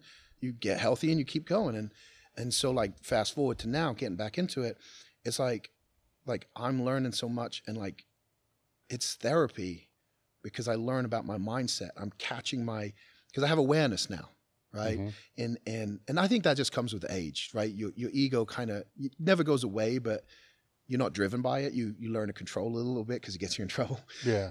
But, like, you know, I notice, oh, I'm obsessing again because I'm, you know, scrolling like, I friended every big bencher on Instagram so I could see everything they were fucking doing, and I'm studying it. And as part of the mental game is the study of the craft and the visualization and like watching perfect reps, perfect techniques. Like, but, like, you know, Jimmy Kolb has a Patreon where he puts all his workouts.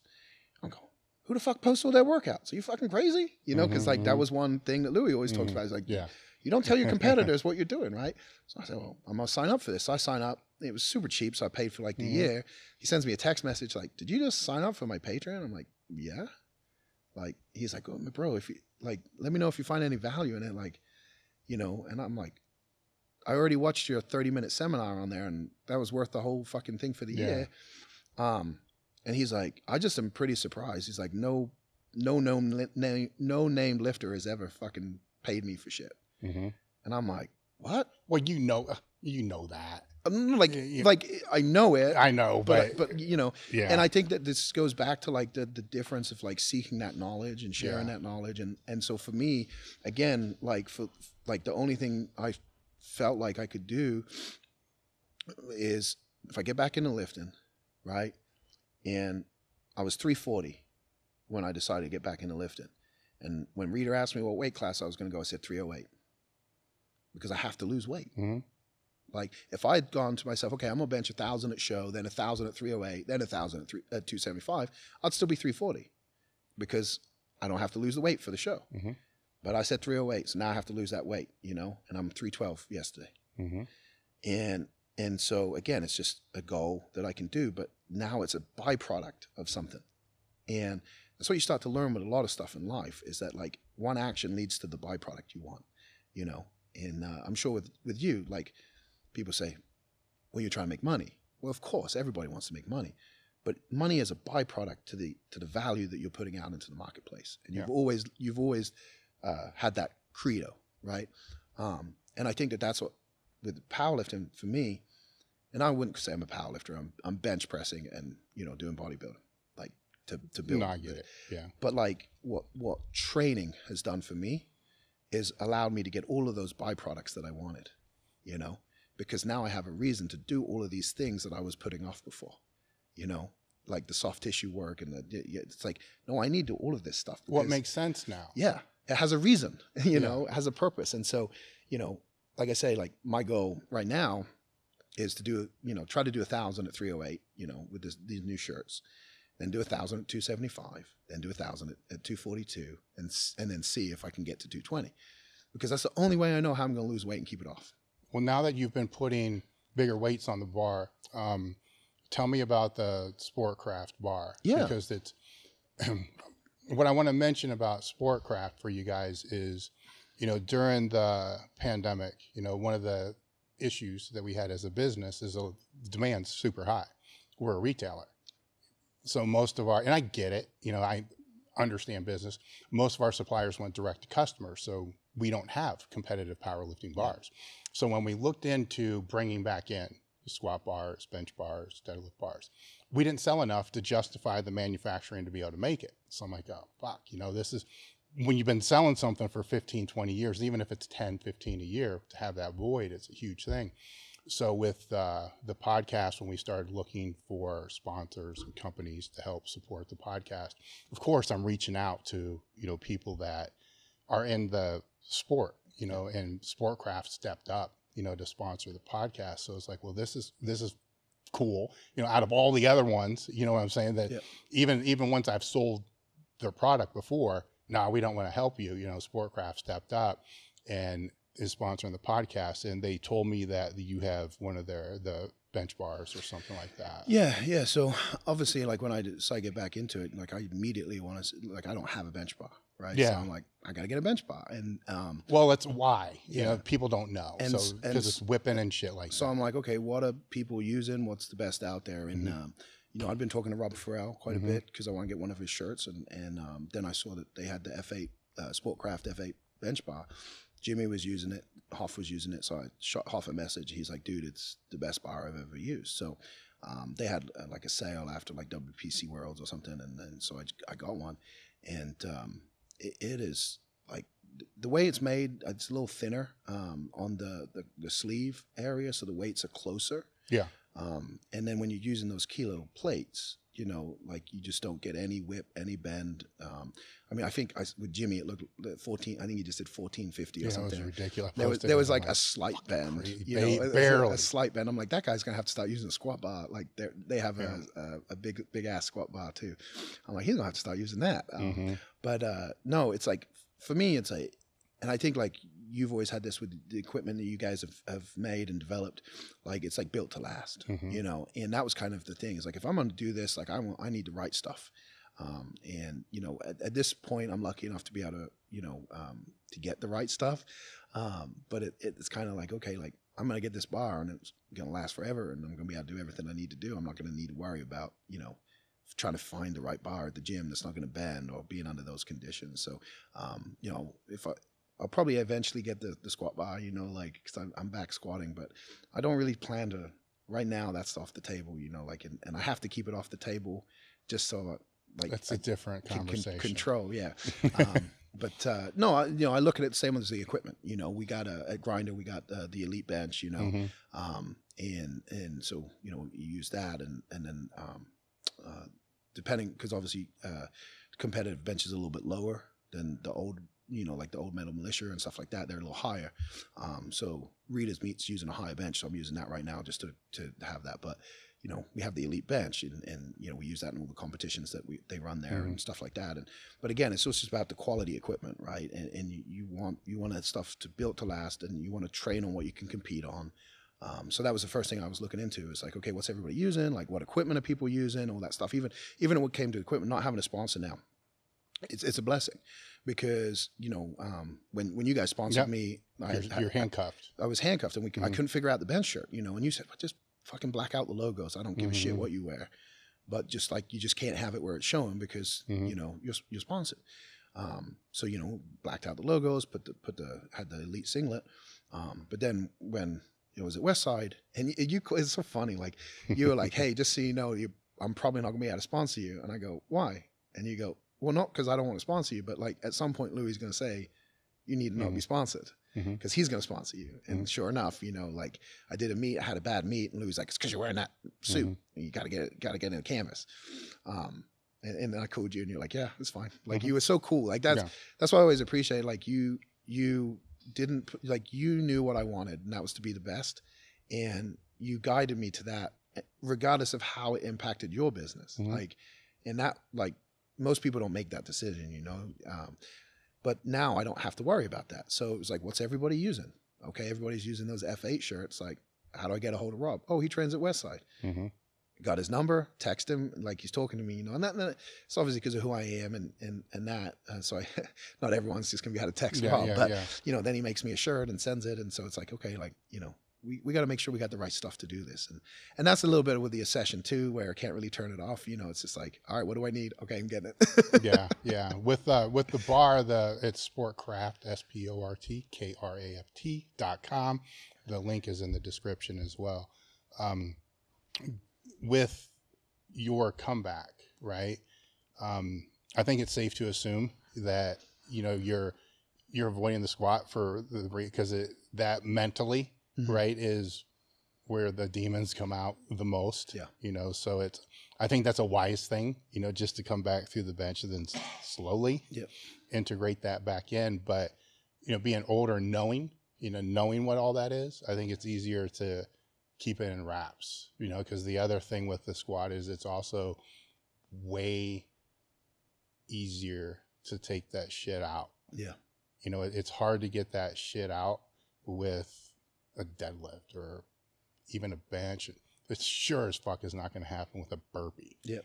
You know, so it's part of that whole realm that kind of goes in there with you re-engaging back into powerlifting after being, I'm sure you were always kind of looking from an outside in, but not engaged, right? Because what have you seen different from when you left, looking back into it now? The strength of the females is incredible.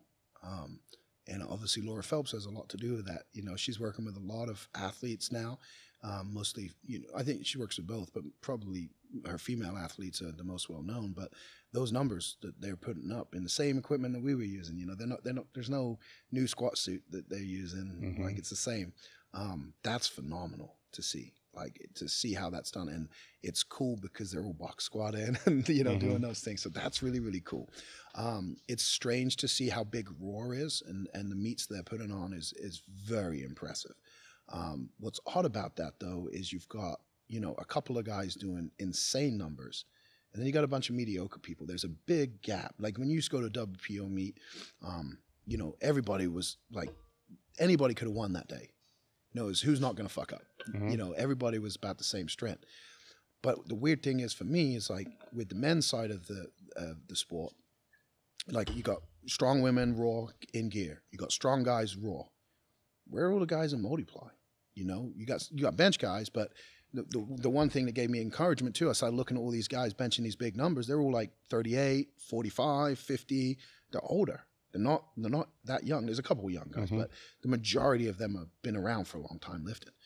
I don't know what happened with multiply powerlifting. Hoff is still number one and nobody is close to him. I think Bob Merker, I think that's how you say his name. I think he did 2,900 recently. He's got that big bench in there, you know. But it's like one of those things where I'm just like, the sport seems to be, geared lifting seems to be, I wouldn't say making a comeback. It never really went anywhere, but people are getting into gear. And a lot of, I just had a conversation with a guy who did therapy, manual therapy on me. You know, his team is Raw. He's like, we just don't have gear. It's so expensive to get into. Yeah. You know, like I walked in here and I see like you got like 6 or 7 like, you know, band shirts, and you got phenoms, you got an old denim over there. Like, so if anyone comes here, like they can try something, right? And that's why I said, that's why nobody's really in gear, is because nobody has it to share. Well, that and the cost of entry is so high. Yeah, you wanted one of those shirts, $600, you know? Yeah, like, I mean, think back when we were younger, you know, you could buy a bench shirt, the crappy one, $45, $50, you know, now they're $500. And what if you get the wrong size, you know, or you don't know how to work it because you don't, so I get it. So I understand that, but that's super interesting, all the different styles of meets and competition. Federation division is still the same. It's hilarious, you know. No, all the drama is still the same drama. Yes. It's just exactly. And the money right now is obviously mostly in Raw, so that's where a lot of people are going to go, you know, because what little you can make off the sport, if you actually adjust, you know, because that was one thing I learned too, like, is that you have to build your life around the sport if you want to be the very best. Like, what you do for a job is based on when you need to train, like how long you need to train, how do you fuel everything, how do you fund everything. Like, vacations were always just an extra day at the meet venue, you know, there wasn't like going away anywhere. Like, so that's a big thing. And so if someone has some money in a certain area, that's where people are going to go, you know, and or want to go to. And similar to, like, I think a lot of it is like who you look up to, you know. Dave's the best in the world, but he's not a social media guy, you know, and none of us were, like, because we didn't have it, right? So it's not Dave's fault. He likes to lift, show up at meets, surprise everybody. That's his MO. It's always been his MO.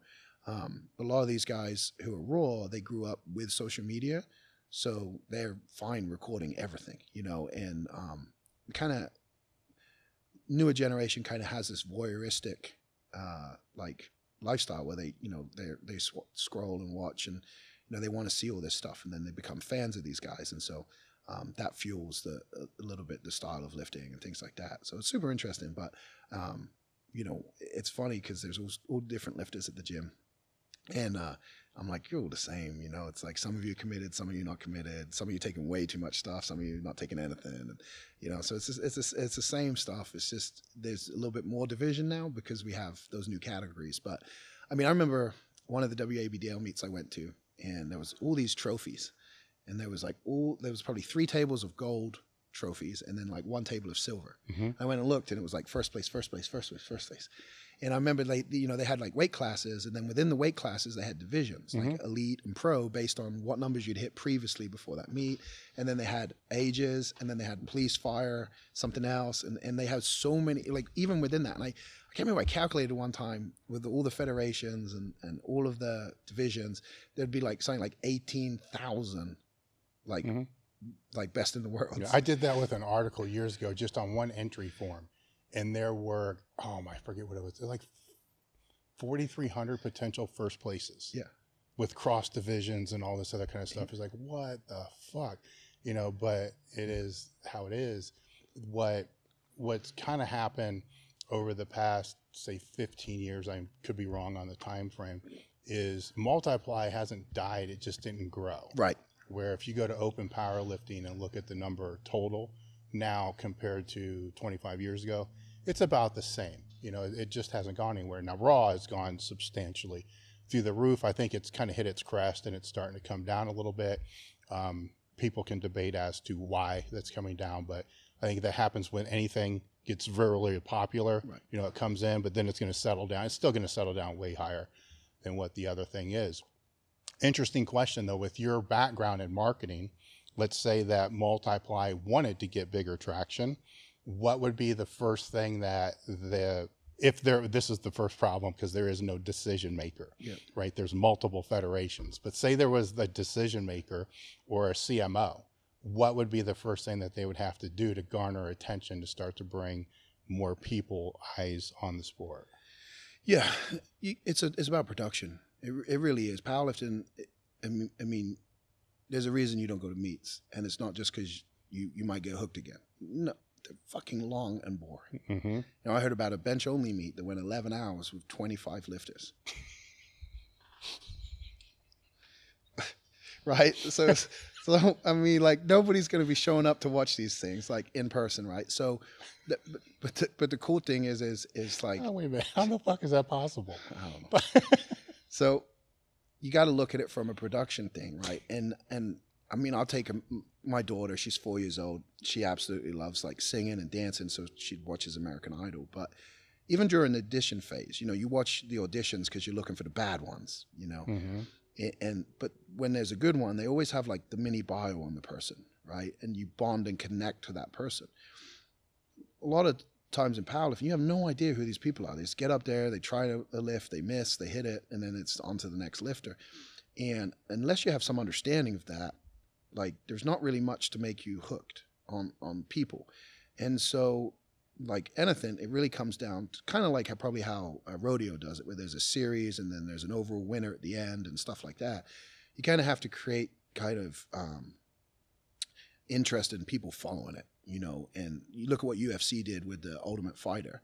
The whole point of the Ultimate Fighter was just to get people bonded to these people and connected to fighting, right? And so when you look at production value, you know, if you're putting a meet on, like, it's all about, like, positioning that thing and having those clips of people to play and things like that to create something that's more than just the lifting. And it sucks because, like Khabib is like, oh, this is a martial art and we respect each other, and, you know, he doesn't like Conor McGregor because of that.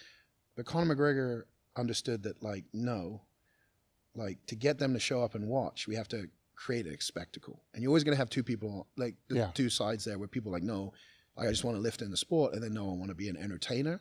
And I think that it's really about the entertainment value. How do you turn that into an entertainment value? It takes money, and that has to come from the sponsors.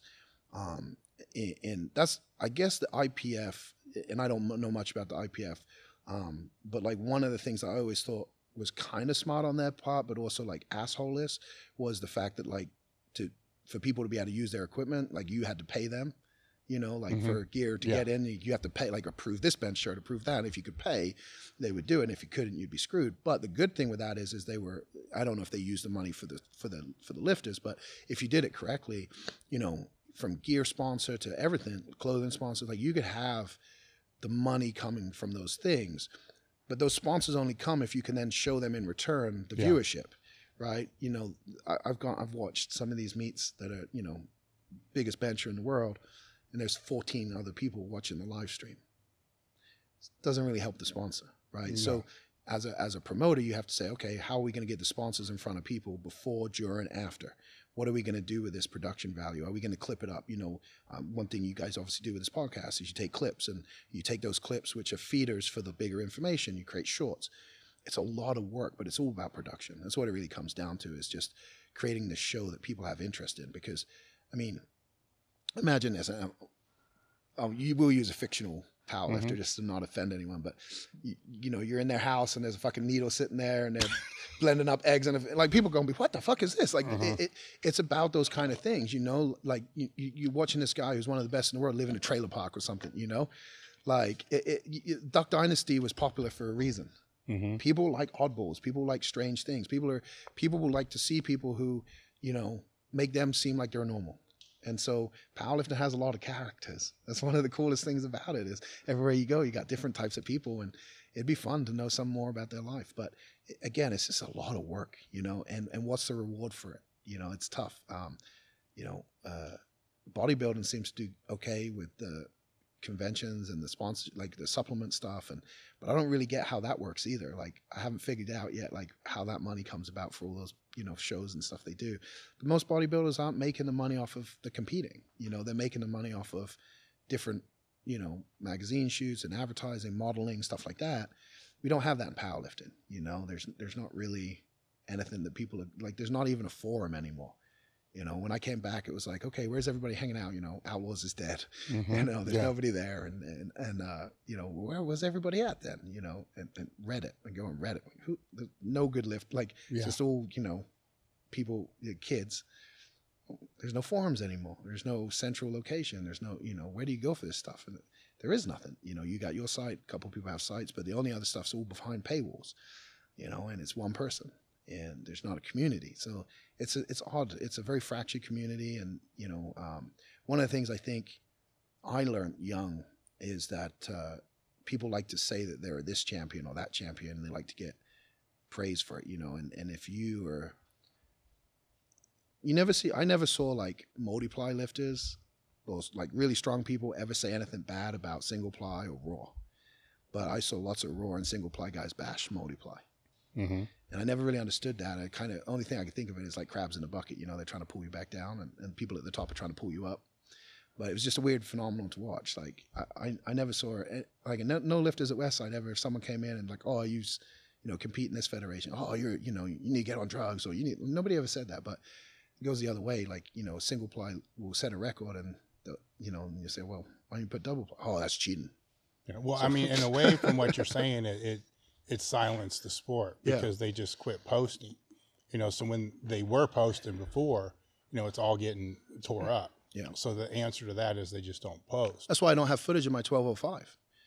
My girlfriend filmed it, and then Hoff, I can't remember what he lifted, but his video went up the next day, and he just started getting torn apart. My girlfriend was editing the video, and I told her, don't post it. And then like a month later, like the file was like, I said, let's post it. And she went to get it, and the whole file was corrupt and didn't have any footage or nothing. So I have a picture. That's it. But it was because I was like, I'm not getting up there and getting torn apart. Like, screw that, you know. And three whites, I'm good. Well, I think that's kind of across the board, though. It's easier.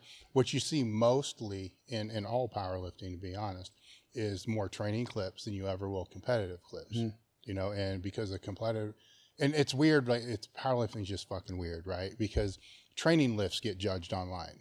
You know, like, it can be a safety bar squat with gear on that is being called, it's not a legal depth. Oh, someone posted a video, one board, you know, a lot of spotters hold their hands on the bar now. I don't like that.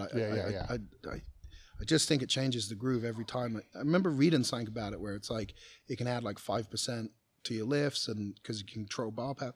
But, you know, a lot of people for safety, you know, they handle a lot of weights. So one board, someone in the comments like, oh, that's an illegal lift. The guy's hands are on the bar. I'm like, what? It's a training lift. It's a fucking one board too. like when is a one board judged? Yeah. I always like that. I don't see how that helps. Okay. Like, fair enough. Good for you. Like, I don't have time to explain it in my comments. My favorite one is like, how much can you lift raw though?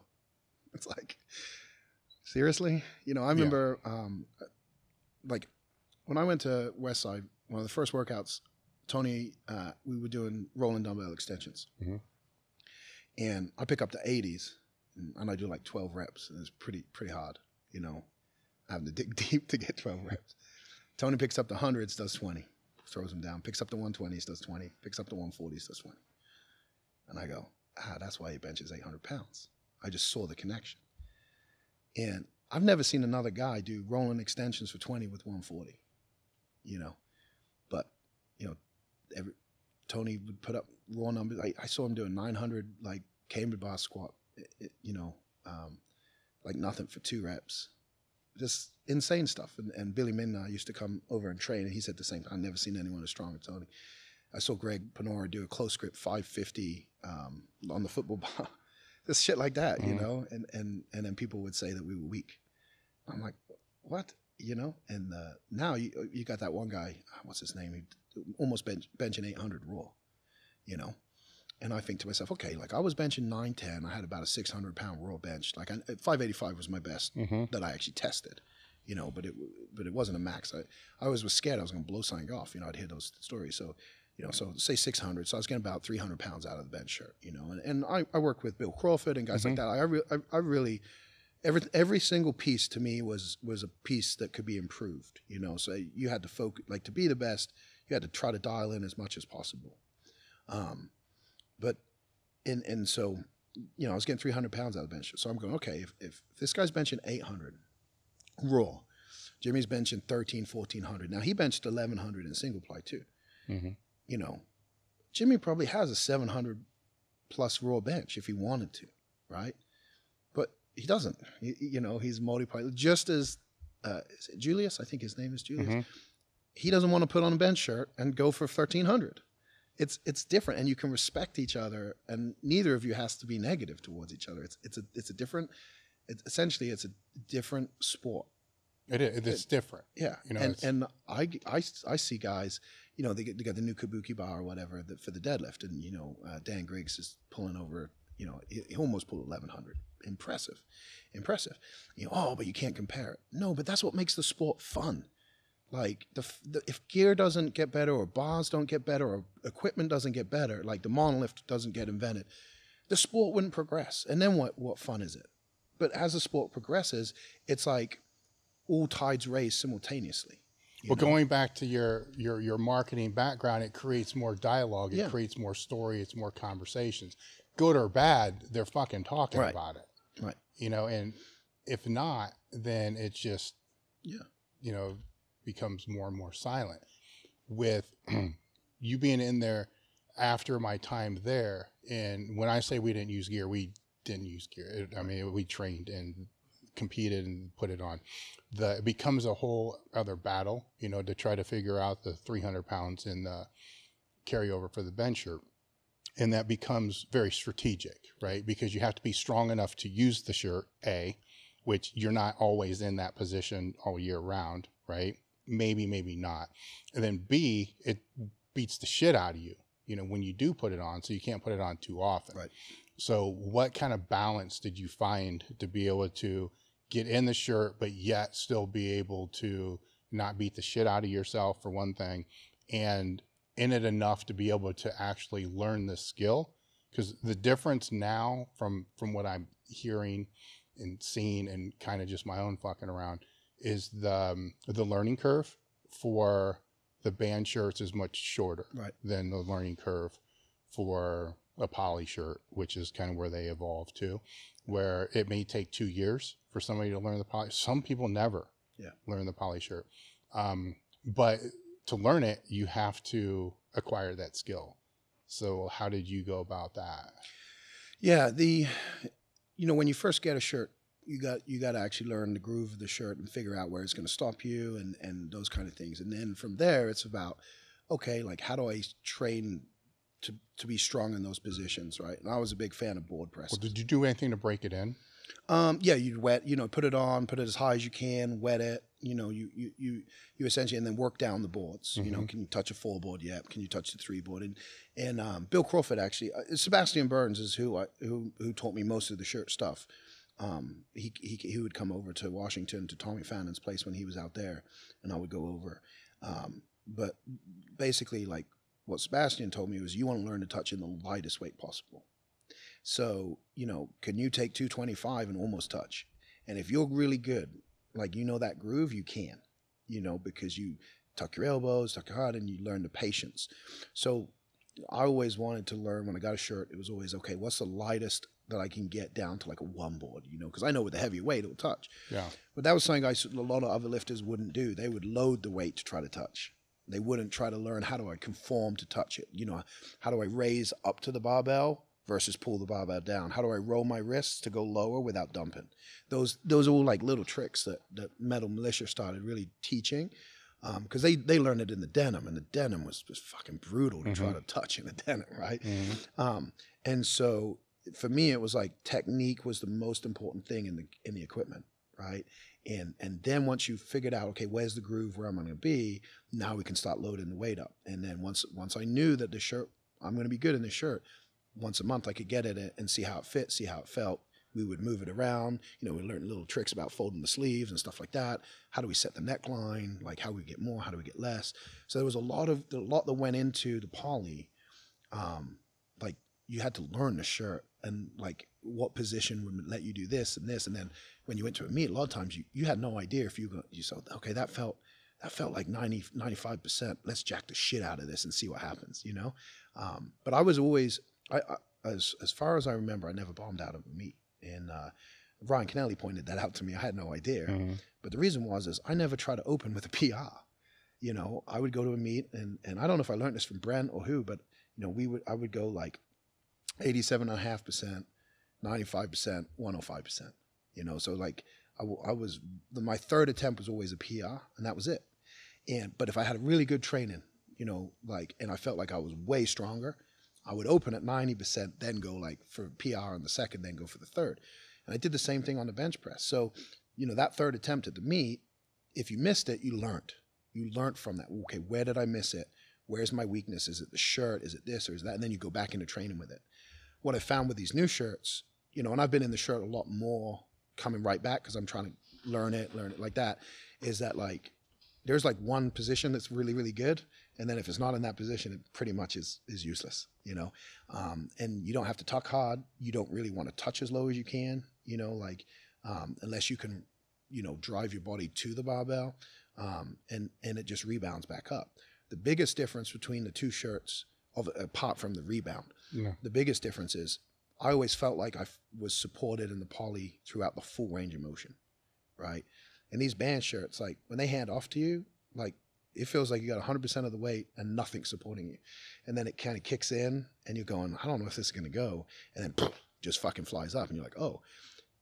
I think with these band shirts, the biggest thing that's holding people back right now is the mental side, because it's numbers they can't fathom.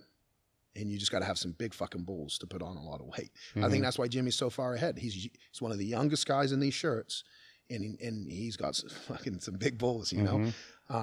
But I think that's the limitation with it, because, you know, I was hearing about guys getting 400 plus pounds out of a bench shirt. Yeah.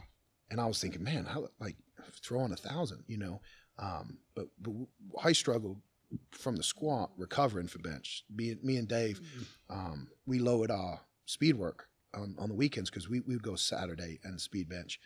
And so he would squat Friday night, I would be squatting Friday morning, but neither of us were recovered. And so, you know, Louie told us about Kenny dropping his speed work percentages and doing lighter work, and people's benches going on. We're going, well, why the fuck aren't we doing that? So I think we got down to about 35% of our shirted max on speed work, and we would just rotate the exercise every week, and our numbers started going up. And, you know, me and him were neck to neck for you know, basically until I quit. You know, he was slightly on top when I left, but you know, we enjoyed training together and figuring that stuff out. With these bench shirts now, I think like a lot of it is your body has to get used to that. The weight is so far over what, you know, like let's say you have a 500-pound bench. Because when I came back, I said, okay, what do I have to bench raw to be able to bench grand? 600? No. 500?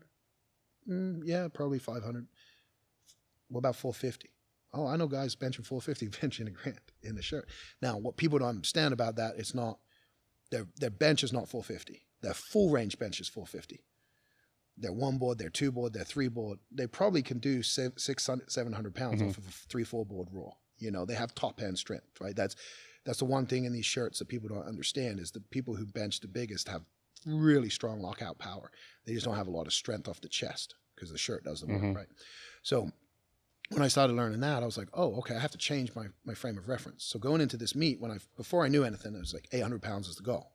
You know, and the reason is Matt Smith benched 800 pounds. All right, yeah. And I went to dinner, when I first came back, I went to dinner with Matt, and he walks in and he looks exactly the same as he did 10 years ago, and he tells me he benches 800. I go, well, if he can bench 800, I can bench 800. I was like, you know, thanks, Matt, for the like, you know, goal. Then I get the shirt, and I'm testing it, and you know, Matt had given me one of his shirts. It was huge on me, and I could bench 800 in that. Rob made me a custom shirt. I'm probably going to bench a PR at this meet. Mentally, that's a fucking mind trip, because I'm not as strong as I was when I was powerlifting, like when I was at my peak, and I know that, but yet the shirt makes up that difference. So, you know, I've had to learn where's my weaknesses in the shirt. How do I train? You know, I'm doing a lot more heavy band lockout stuff, because that shirt, I feel like that shirt gets you about 3/4 of the way up, and then, you know, you're on your own. And it might just be the shirt I have right now, you know, you know, but to me, it doesn't push me all the way through. So I'm doing real heavy band lockout work, you know, and I was using like 2 blues and a purple with like 225 for lockout work, you know, and stuff like that. And I never did that when I was at Westside. You know, I never did that. Like we did pin presses and stuff, but I never used that much band tension. But in my head, I'm like, how can I overload? And the best thing I know to squeeze. And that's where I feel like if you look at Westside lifters, everyone's explosive. If they get out of the hole, like snap to lockout. Like the weight gets lighter as you go up. And that's the beauty of the bands versus the chains in my mind. That's why, like I know a lot of people like chains. I like bands. As long as you don't, some people get that anchoring effect and they seem to be better with bands. Obviously you got to mix that up and you know, you don't want the bands to lock you in. But for me with the bands, they teach you to from the minute you pick it up, you have to stay tight and then you have to accelerate through lockout. And, you know, Louie always explained, like when you punch someone, you don't stop when you hit them, you have to go through them. And that was always his visual description for me. And it really does. It really makes a difference. You can't move a barbell as fast without a band as you can with a band. Because like there's just something that triggers in you that like, oh shit, got to squeeze. And you activate those muscles that don't normally get activated. As that joint angle gets shorter, you don't need as much strength to lock it out versus you have where it gets heavier when it goes up all of a sudden. You're always overloading, you know, over the top of the movement. So with the new bench press shirt, I just started looking at it and, you know, I'm still doing the speed work, but I'm using a slingshot on my speed days now so I can handle a little bit heavier weight because where the shirted bench is compared to my raw bench, there's such a big difference. I'm not going to do speed work with 135. It doesn't make any sense to me mentally, right? I'm like, that. It just doesn't build my confidence. I'm like, okay, I understand the purpose, but I have great technique. So putting that slingshot on allows me to handle, you know, three plates with bands with chains. Well, it's like putting in a little bit more gear on for your squat that made it. And that's what I thought. I said, yeah. we always did speed work for squats and briefs. Why not for bench? Yeah. You know, and then but I make sure I do the dumbbells and stuff after to not create. You know, I want to still build the chest up and stuff like that. There's a little bit more specificity in my training because I am just focused on one thing. I don't know if it would be like that if I was with the bench and the deadlift because I have extra time to recover and stuff like that. But you know, I noticed a lot different forearm. Like the flexors, you know, because you're squeezing so hard and that weight's all there, like there's a lot more pressure on the outer forearms than I'm used to and stuff like that. And I think that, you know, the injuries that people have had is because, you know, Cody Plum, he just came out and trained with me, but he broke his arm. His best benching at Poly was 600, and then he put band shirt on and worked up to 900, right? And now this guy is a big bodybuilder dude, like he looks real strong, but if your bones and your joints and your tendons aren't used to that, inevitably it's going to cause problems. So you have to find that balance, and then, you know, are you doing the things to recover? You know, like now soft tissue work, I got a stim, stuff like that. It's just this different mentality you have to approach with the gear. Without the gear, you wouldn't have that problem because, you know, you just work up to what you work up to. But I still believe that raw lift is one of the biggest missing pieces, apart from the box squat. I'm always going to be a fan of a box squat. I don't think anybody shouldn't box squat. I don't care what anybody says. If you box squat the same as you free squat, you should box. Like, well, why? I mean, what would be your reasons why they should? Why they should box squat? Yes.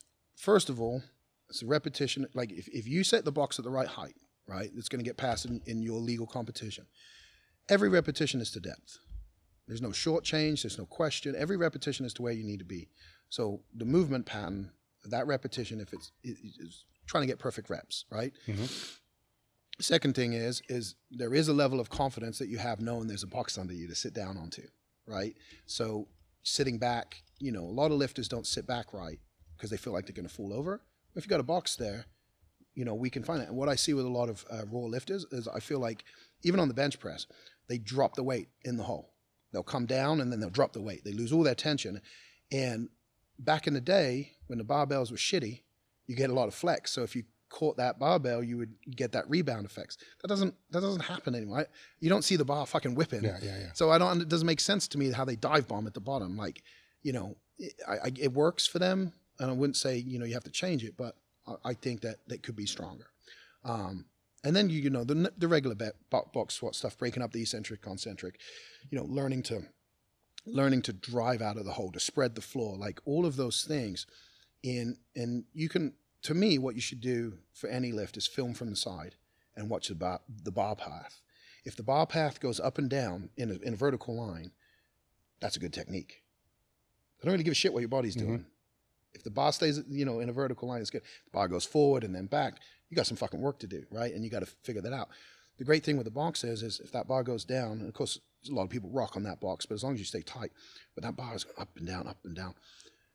When you free squat, every rep is kind of a guessing game, right? And unless you go as deep as you can go, you know, which you don't need to do in competition. And to me, again, my mentality is I'm going to win. I'm not going to fucking pat myself on the back. Like, I'm going to win a competition. That's all I ever wanted. Win competitions, set records. Like, you know, if I PR'd and lost, I was pissed off. I didn't care that was the best I fucking could have done. No, fucker, I'm not good enough. I got to get better. And that's what drove me. It's also probably what destroyed me, is that mentality of I'm not good enough, right? But the problem is if you're squatting 3-4 inches deeper than you need to, wasted energy. You know, it's not smart lifting, you know? So by doing that box squat, every single time you do it, you know you're to the right depth. And then there's the other benefits that come with that in terms of hamstring, quad development, like all those different things. But again, like, you don't have to do a box squat as wide as you can fucking squat. Like, that's the mistake I think people see, like Chuck. Chuck's a phenomenal lifter, very upright squatter, you know, was phenomenal. You know, he box squat like that too. But people say, oh, I'm going to box squat. And then they look at Chuck and Laura and say, oh, that's what I got to box squat. No.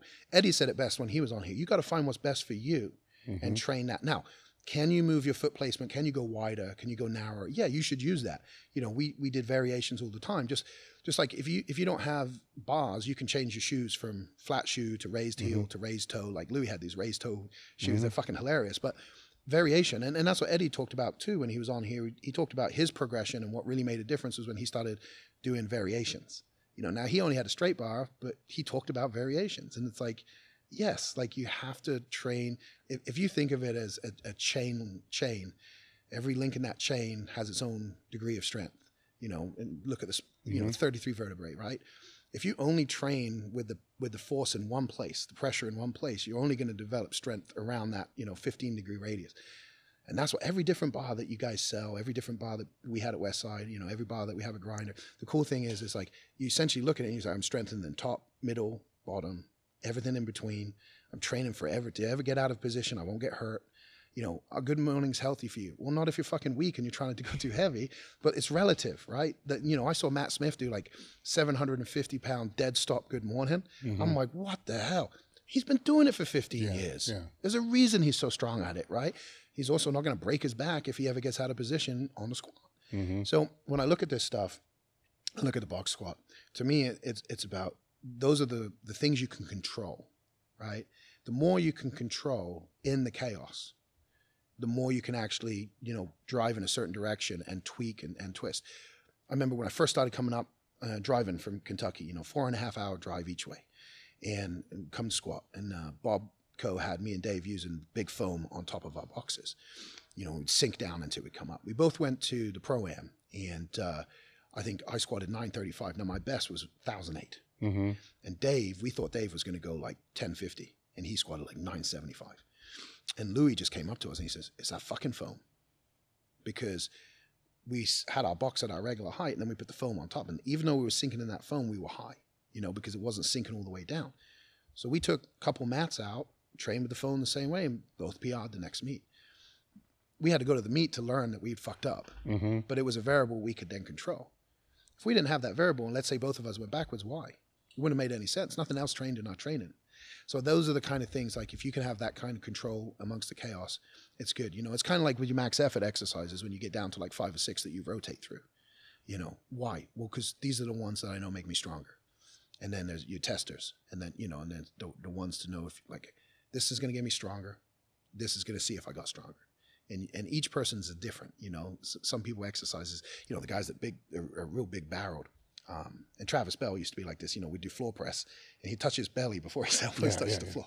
You know, fucking floor press is a waste of time for him, you know, like it's like a regular bench. So, you know, and that's the piece. I think that's a hard thing with Conjugate, is it does take time to learn for you what you do best at.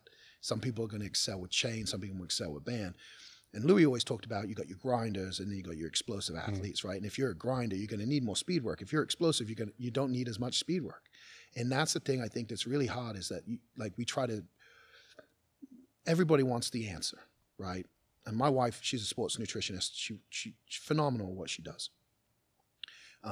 Which is, I think, what frustrated her for so long, because she you know, she's trying to help me and I'm fucking not listening to her, you know, and this is my fucking job, listen. But she's phenomenal. And we talk about this with diets, right? Because I'll say, well, what about this diet? What do you think? And she said, look, every diet works for about 15% of the population. You have to figure out what you are, you know, and now she's getting into like doing blood work and stuff like that and seeing like, you know, what causes you inflammation, what causes me inflammation. And that's what she did with me. We did an LCAT screening and a bunch of blood tests.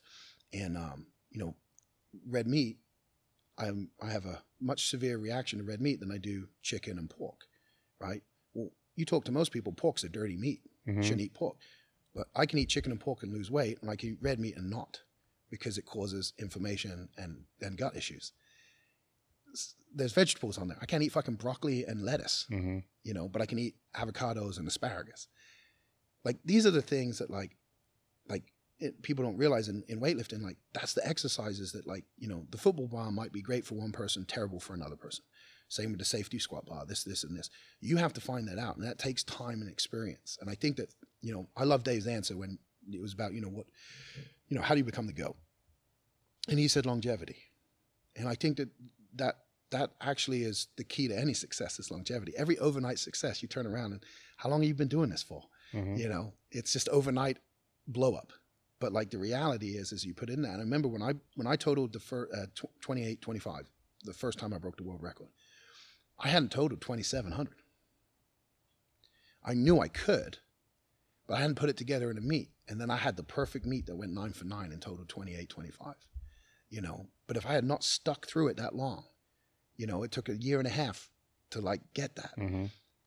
But nobody knows that.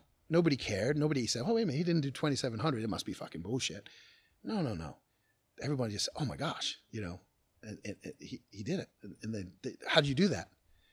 I've been grinding for the last year and a half, like banging my head against the wall, trying to figure out how to connect it, because I felt stronger than I was performing. And then you start to think, well, am I crazy? Like, am I fucking delusional where I think I can do these numbers that I can't do? And I think that's the piece that, like, we don't have with lifting. Like, we can't test someone and say, okay, you need to do these exercises, these things.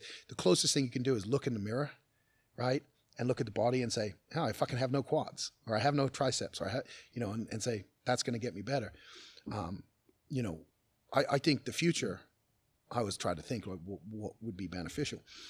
I think there is some kind of strength testing you could do to see what's the weakest thing in the chain, you know, and what's the thing that, you know, is mobility. Because Mike Robinson explained it like this, and I love this. I've used this ever since. He's like, okay, if normal's here and like really fucked up and injured's here, like powerlifters are like right here. He was like, right now you're like in between these and we got to bring you back here, but I'm not trying to get you to normal, right? And obviously research and stuff reveals those things, but my thought process was always, it was so dumb, but it was like, the tighter an elastic band is, the harder it snaps, right? Yeah. So the tighter my muscles are, the stronger they're going to be. But there's a point where if that elastic band's too tight and you pull it too far, it breaks. And that's powerlifting. You're constantly walking this fine line of, I wouldn't say healthy and unhealthy, but fine line between getting better and getting injured. And that's what, you know, the thing with Conjugate allows you to do. And the one thing I would say with strength is longevity. You know, you have old man strength that people talk about, right? That's just longevity. What Conjugate allows you to do is keep training no matter what, you know. And there's research that's on. Dave Depew, the guy who owns the gym, he just tore his tricep and had to have it reattached. We start talking about the one arm training, because there's tons of research that you can train one side of your body and the other side will maintain strength. You know, he ordered a spider bar, and we have safety squat bars, but, you know, because he wants to keep training. And that's the mistake people make. They get hurt, and their program that they do doesn't allow them to train around that, you know. Now, the mistake that powerlifters make, that I made, is you go, I can't get my fucking hands on the bar, just use the safety squat bar. Yeah.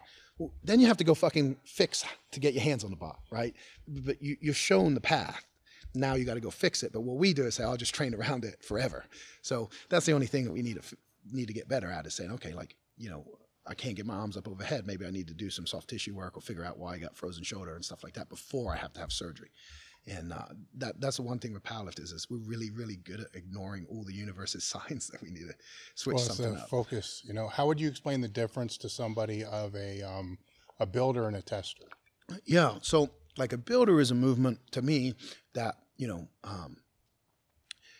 there's not a great correlation to the main movement, but it gets something really, really fucking strong, right? So like a football bar, to me, a football bar is a builder movement, right? It's a different, your hands are in a different position, so you can't get the lats the same way. It's a whole different position.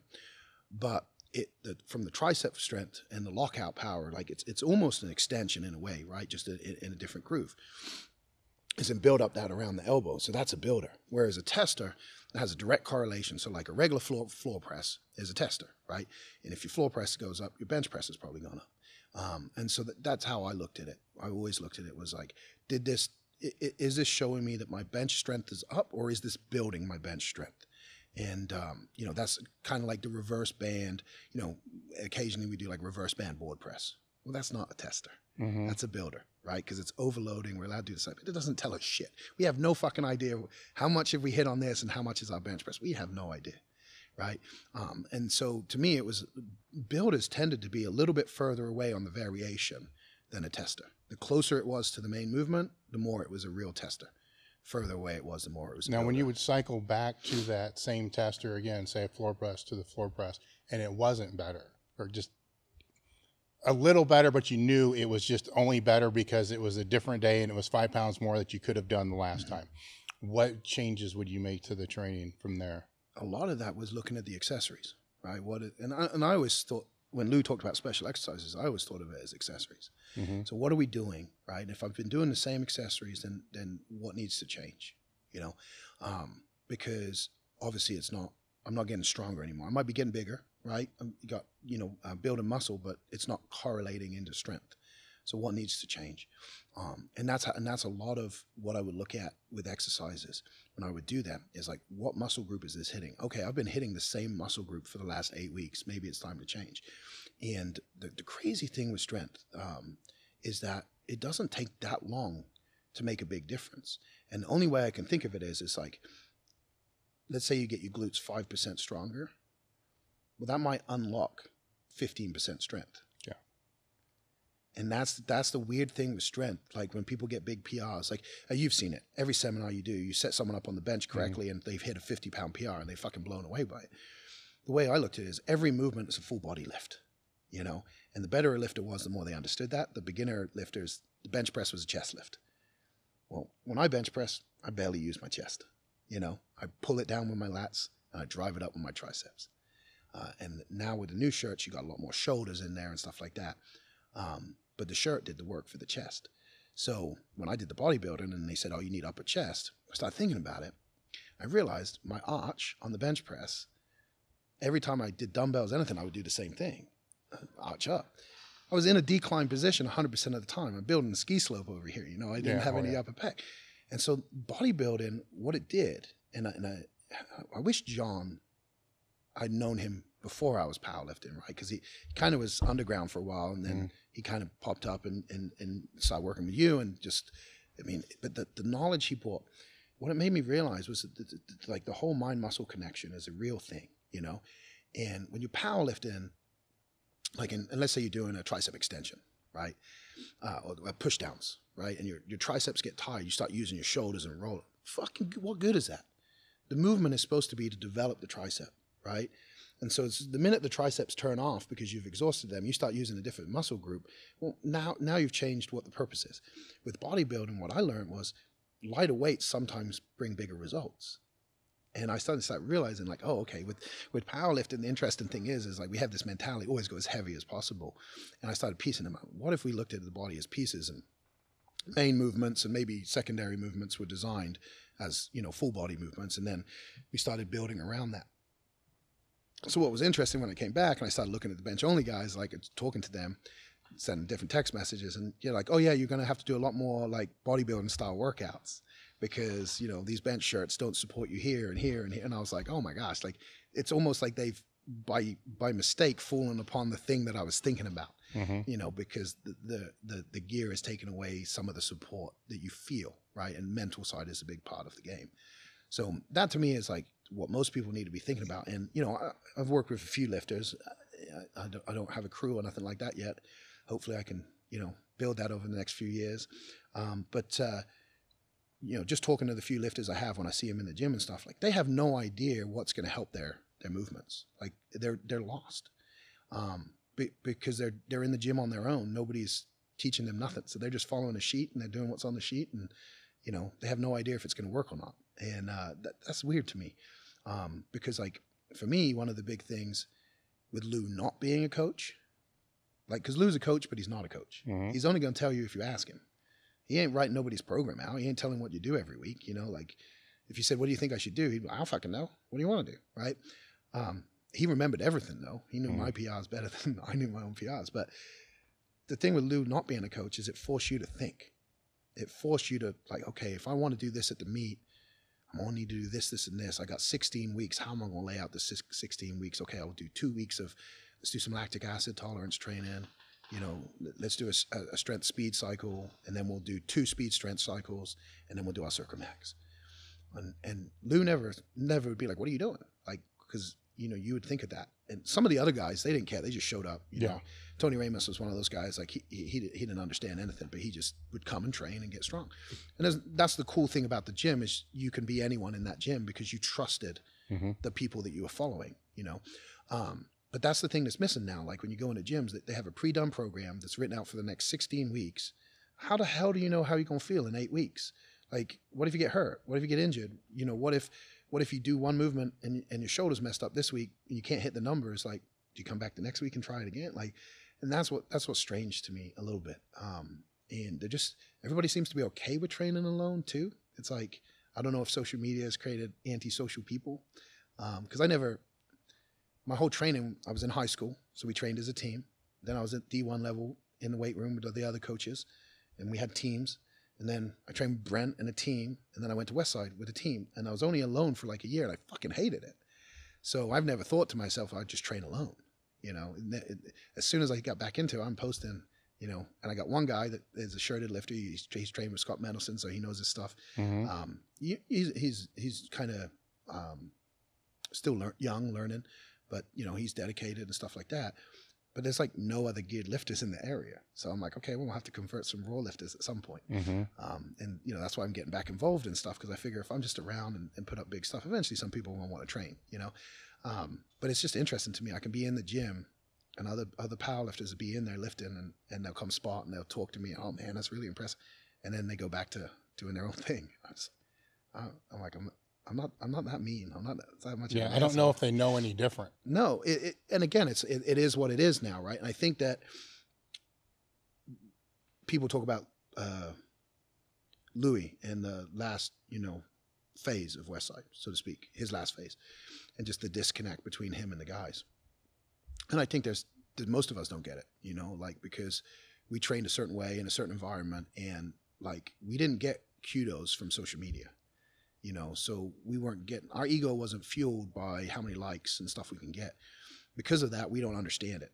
You know, we do it out of necessity, either for work, you know, like you just, it's not because you're like, I fucking love social media. It's like, this is an important piece to building a business. But like these kids, like they grow up with it. And so it just is what it is. And it's a part of their life and their world. And it's difficult to understand. But I think that they would, even if they didn't get into gear, obviously I'm biased, right? But even if they just trained as a crew raw, I think they would do a lot better, you know. But you know, we got a couple of lifters that lift at the same meets and don't train together. They're doing the same raw meets, big ass meets, traveling to these meets. They're not training partners in the same gym. They don't help you. Yeah, I don't get it. So you know, and maybe there's stuff I don't know, drama I don't know about, stuff like that. But to me, I'm like, I just want to help everybody. Like, I don't care what you lift. Like, if a raw lifter came up to me and said, hey, can you hand off me? Yeah, absolutely. Could you spot me at my meet? Absolutely. Like, you know, I just want to see people lift, get strong. Like, it's the coolest thing ever to me is like seeing that progress. So, yeah, I think that's what we'll see change in the sport moving forward.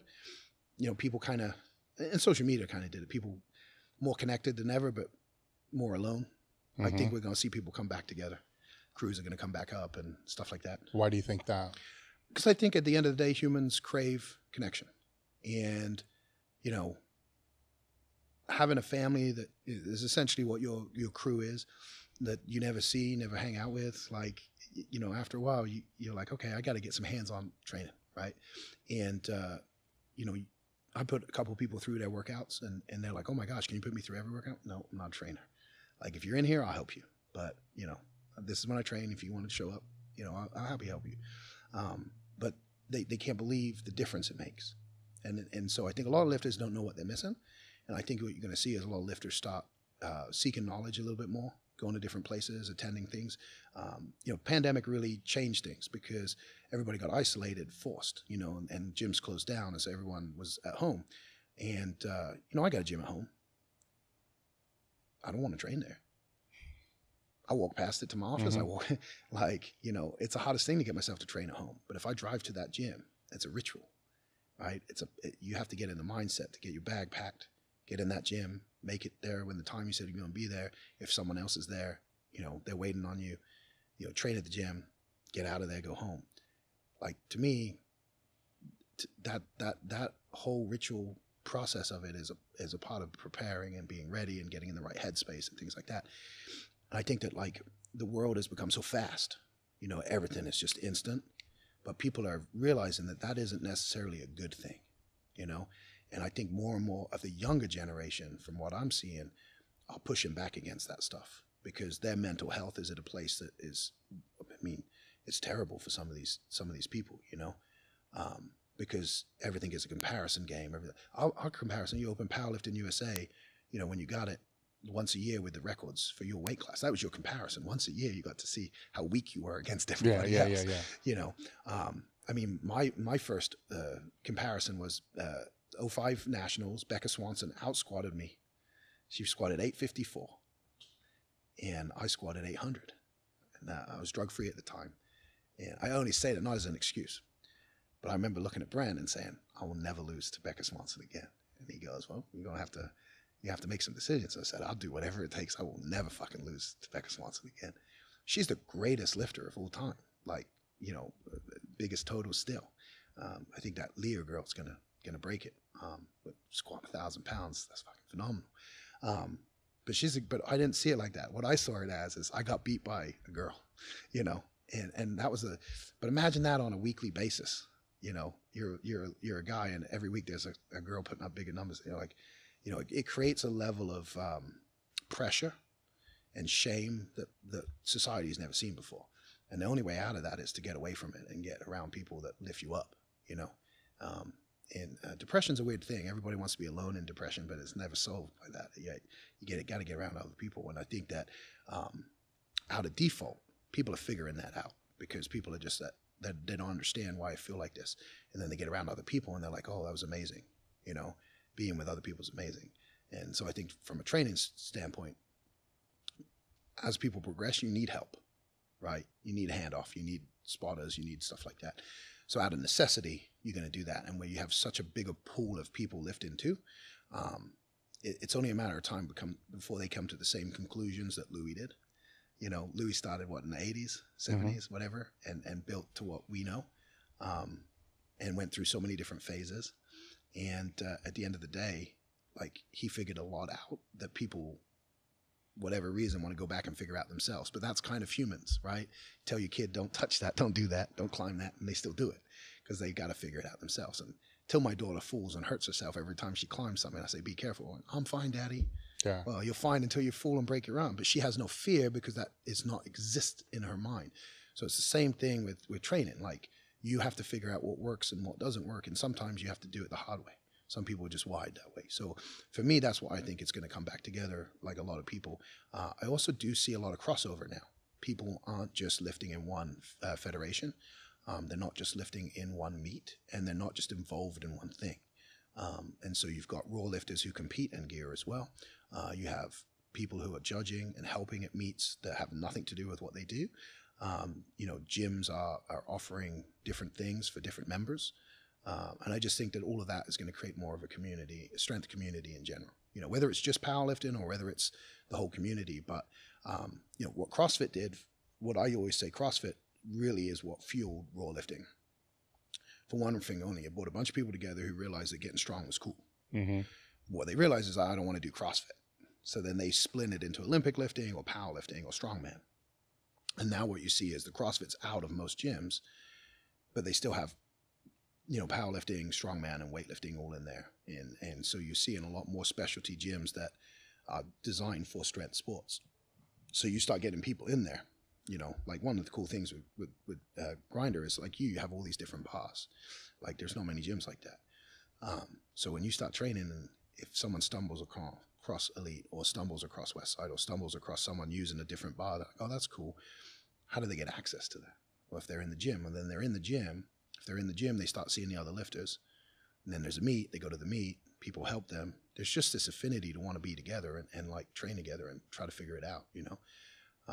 So to me, I think it's just part of what's happening in powerlifting is not that different than what's happening in the world. Yes. Well, it's a microcosm, right? Yeah. Of how it kind of all plays out. What's the biggest thing that you learned from Louie that you carry with you for the rest of your life?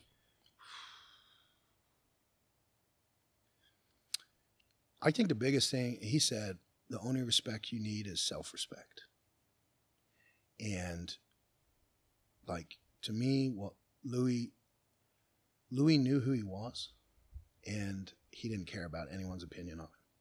You know, he's just, and it's a very hard thing to not care what other people think and to follow the path that you're cool to follow. Louie figured that out and then lived his whole life dedicated to it. I think that's something that is not only like honorable, but it's something that I try to think about a lot. Is like, what is my life dedicated to, right? You know, right now, the only thing I'm dedicated to is my family, you know. But like, what is that thing that I'm supposed to be here doing? I don't think you need to figure it out. I think it unfolds. You know, you have to trust that you're on the path. I have to trust that the decision I made to get out was the right decision, and the decision to get back in is the right decision. That this is all part of a bigger thing I don't understand. But at some point, whenever I look back, the dots connect. So I have to assume that as long as I keep moving forward, then I'm doing the right thing. And I think that's the only, when you look at the meaning of life, the only thing of meaning of life is growth. Like the old saying, if you ain't growing, you're dying, you know. It's the truth. If you're not progressing, if things aren't moving in a certain direction, then that's what causes that anguish, that mental trauma, because there's this. Maybe it's just men, maybe it's just us. I don't know, but it's, you know, stillness is the hardest thing to accept. It's just like, oh, okay, I'm just good where everything is, and so. I can't remember who said it, but it was something about like, you have to be content with where you are, but dissatisfied enough to keep moving forward, you know? And it's like comfort causes the depression. Comfort, like when you become comfortable with something, because your body just, like, as humans, we crave experience, we crave adventure, we crave growth. It's all, you know, ultimately ingrained in us, and we're not supposed to sit still all day. We're not supposed to, you know, do nothing, watch TV. You know, the mind can't handle that. It's just too much. And that's for me. I saw a man who knew who he was, knew what he wanted out of life, and put everything into it. And then the other sides of it is, you know, just how generous he was, things like that. It's just like, it's insane. You know, people have no idea the things he's done for people. The thing, you know, the gifts he sent people, and, you know, monetary help and stuff like that. Like, he is the first guy to always help. But it comes from this place of, like, he knew who he was, you know, he had so much respect for himself. And I actually, when I sat down with him and left, I said to him, you always told me you have to do what's right for you, not for anybody else. And this is what I feel is right for me. And he goes, I fucking knew I shouldn't tell you stuff. But yeah, it's that whole level of respect, you know, like, he did it for him. And in doing that, somehow he changed the entire fucking strength world. You know, it's crazy. What have you been able to use from your powerlifting experience to put into the business world? Yeah, I mean, the first thing is just the fucking knowing that shit takes time, right? You know, I started powerlifting. I said, I want to be a world record holder. And Brent goes, well, it's going to take you like 10 years, you know? In business, it's the same way, you know? And you can't jump from one thing to the next thing, you know? You have to say, okay, this is the thing I'm going to do, and I'm going to be dedicated to this thing. And know that it's not going to be easy at first. And I look at it like this. If you want to get a doctorate degree, right, you have to have a kindergarten level of knowledge on the subject first before you go take your doctorate. And that's how business is, right? That's how powerlifting is. That's how relationships are. And, you know, you're only going to be as good as you're willing to learn, right? So you always have to be a learner. You always have to seek out people who are smarter than you. And go from there. But the dedication piece is a big commitment, right?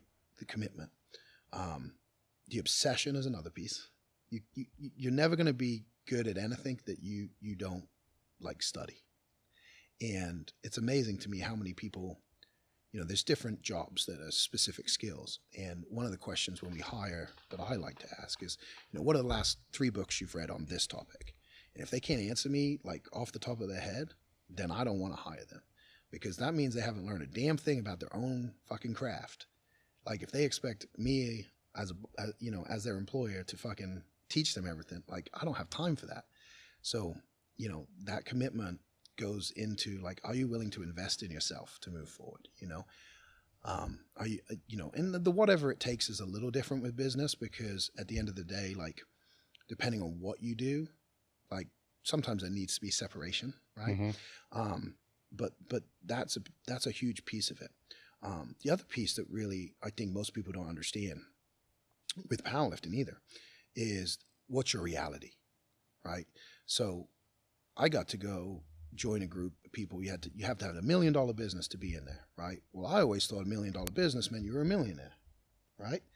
So that was my thought process. So I'm in this mastermind. And, you know, this guy's up there and he's like, you know, we're making like $4 million a year, but we're losing like $150,000 a year. And I'm like, how the fuck does that work? Mm-hmm.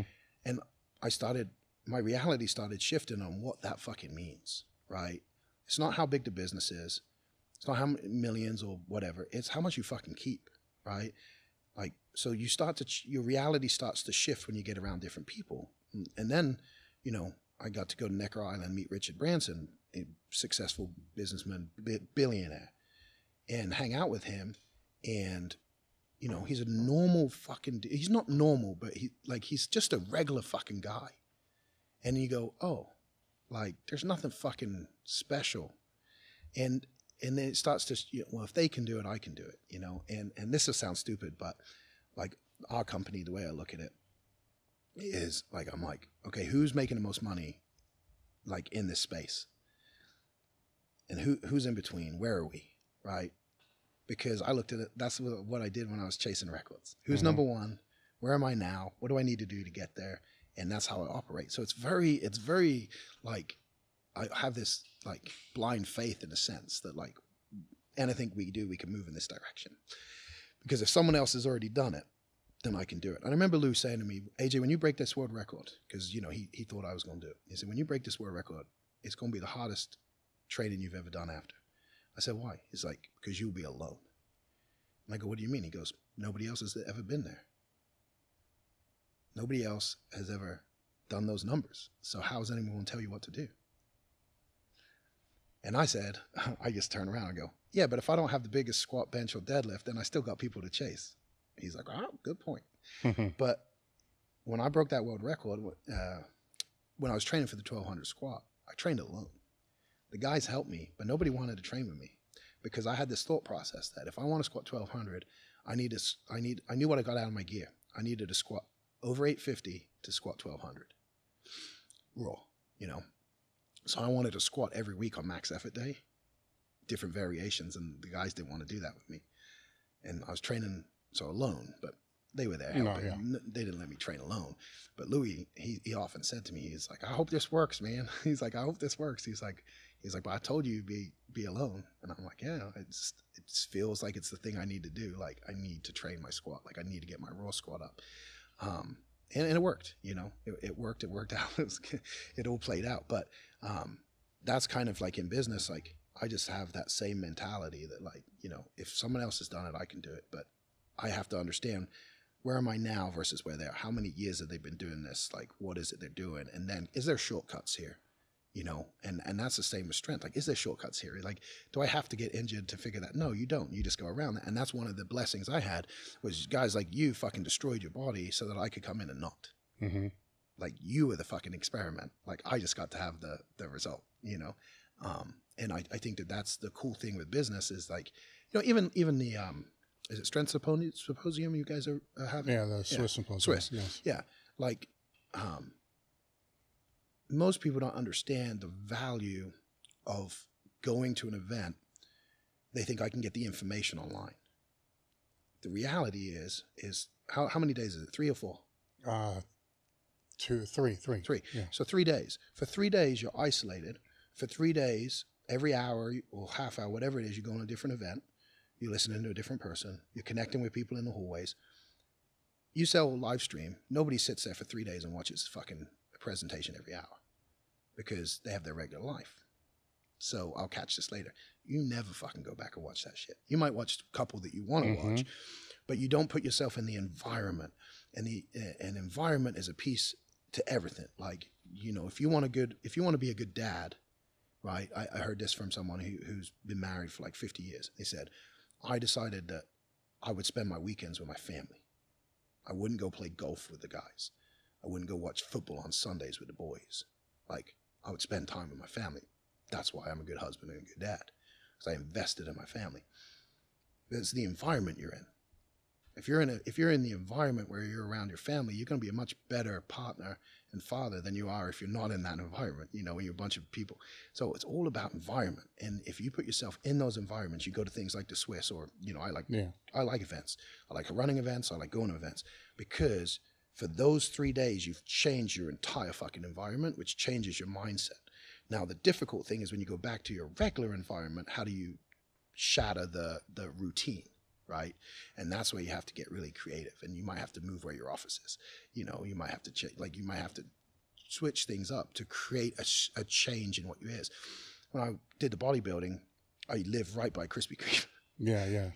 I took the long way home so I wouldn't drive by Krispy Kreme, because I could not drive. Most days I could get by, but there'd always be 1 or 2 days a week that I'd fucking pull in and get a donut. Mm-hmm. I'd see that fucking red light on for, you know? Yeah. So I said, I just can't drive past this place anymore. So I had to change my route home to stop the temptation. Well, something else about the events that it just popped in my head as you were saying that is, of course, on the live stream, you're not going to, like you said, you're not going to watch all of them. But when you go to a live event, if it's business-wise, marketing-wise, or a SWIS Symposium, you're going to find yourself in presentations that you know nothing about. And it will expose you to things that you never thought you could use before.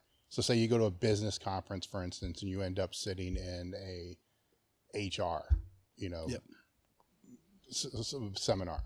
And all of a sudden you're like, oh shit, I'm really vulnerable here. If I don't fix this, I could lose my entire business. But you never would have been in that environment to hear that before, where it's SWIS, they could end up sitting in, you know, a sport medicine thing, you know, as a just power lifter, and think, oh shit, I didn't think about that. Where that would be a live stream, they would never even bother with. Right. They're just like you said, they're going to pick the ones that they like and discount the other ones. Where at a live event, that's really kind of not an option. Yeah. And the thing with knowledge is not what you learn, it's what you use. So, you know, early in my event attending experiences, I would notebooks of fucking notes, and then go back on my shelf and I never fucking look at them again. Right. And what I've learned over time is, like, when I learn something, I have to figure out how to apply it right away. And then I got to share those results, good or bad. And then now it's actually learned, you know? And that's the thing. When you go to an event, you go live, like, you can take notes and stuff, but you learn so much about things that you wouldn't take notes on. just to how an event's ran and how it's structured and how people you meet and things like that. You don't get that experience, and by being there, it changes it. And that's the kind of, the biggest thing, like I think with anything is like, if there's something you want and you want it bad enough, you just have to find somebody that knows how to get there. And then don't question that path. And Louie would tell stories about different guys that got kicked out or whatnot. And what it really came down to is they didn't train fucking Westside. They wanted to train a different fucking way. You're at fucking Westside Barbell. You can't train somebody else's system there because you think it's better. You have to trust that Louie has the best system, right? Or not. What doesn't make sense is taking something from Block, taking something from Conjugate, taking something from Metal Militia and saying, we're going to blend this together. No, each person has figured out a system. You don't want to try to have a hybrid.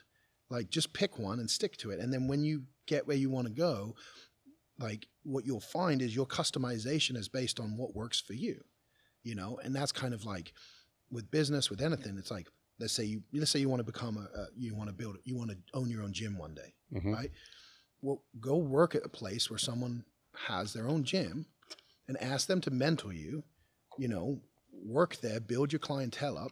Probably they'll want to partner with you when you want ready to open your own place, but if you're honest from the beginning, like, you're going to have someone who's going to teach you all the things you don't know, versus what most guys do is they go work for someone else. They get, and this is the gym owner's fault, but they throw all the clients at the personal trainer because they don't want to fucking do it anymore. Those clients build a relationship with that person. That person goes, wait a minute, I'm getting paid this much an hour and they're paying this much. If I took half of these people on my own, I'd be making this much money a month, with no understanding of overhead and rent and utilities and then all the other stuff that come with business. Like, even just filing taxes, you got to pay someone to help you with that, right? So because they don't get the mentorship, they don't do the internship, they don't attend these things where people can share that knowledge with them. And a lot of it comes from, again, everybody wants to jump to the result without the hard work. That seems to be a big thing. People aren't willing to put in the effort and the time. Everybody thinks there's a shortcut.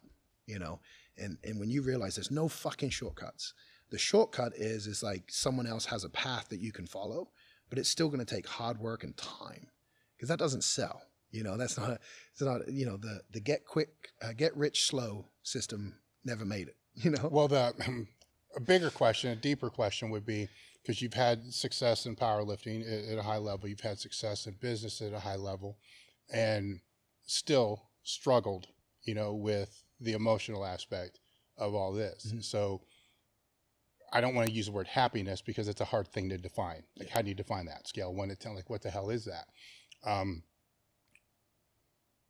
The end result is never what you thought it was going to be. Correct. Is that a fair assessment? Absolutely, 100%.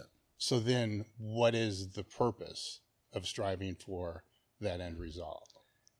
So I think we're here a blip, right? We don't have long, in the grand scheme of things. And you could say that nothing matters, but the reality is nothing matters, but everything matters, right? And so the search for the Holy Grail, so to speak, right? At first you think it's external, and then you realize it's internal, and then it's accepting who you are. Once you can accept who you are, it can free you up to do whatever it is you need to do to be, again, not happy, but to live a fulfilled life. We'll say fulfilled life. Most people struggle to accept who they are because, I'll use society as the best word, has imprinted certain beliefs, thought patterns on us about good, bad, evil, shame, guilt, all those different things. And so we constantly try to hide that. We're constantly trying to project a certain image. And I was telling Dustin at breakfast that basically, everybody said I was a good guy when I was a powerlifter. He's a good guy. I was not a good guy. I was not a nice person. I presented myself like that because I wanted people to like me.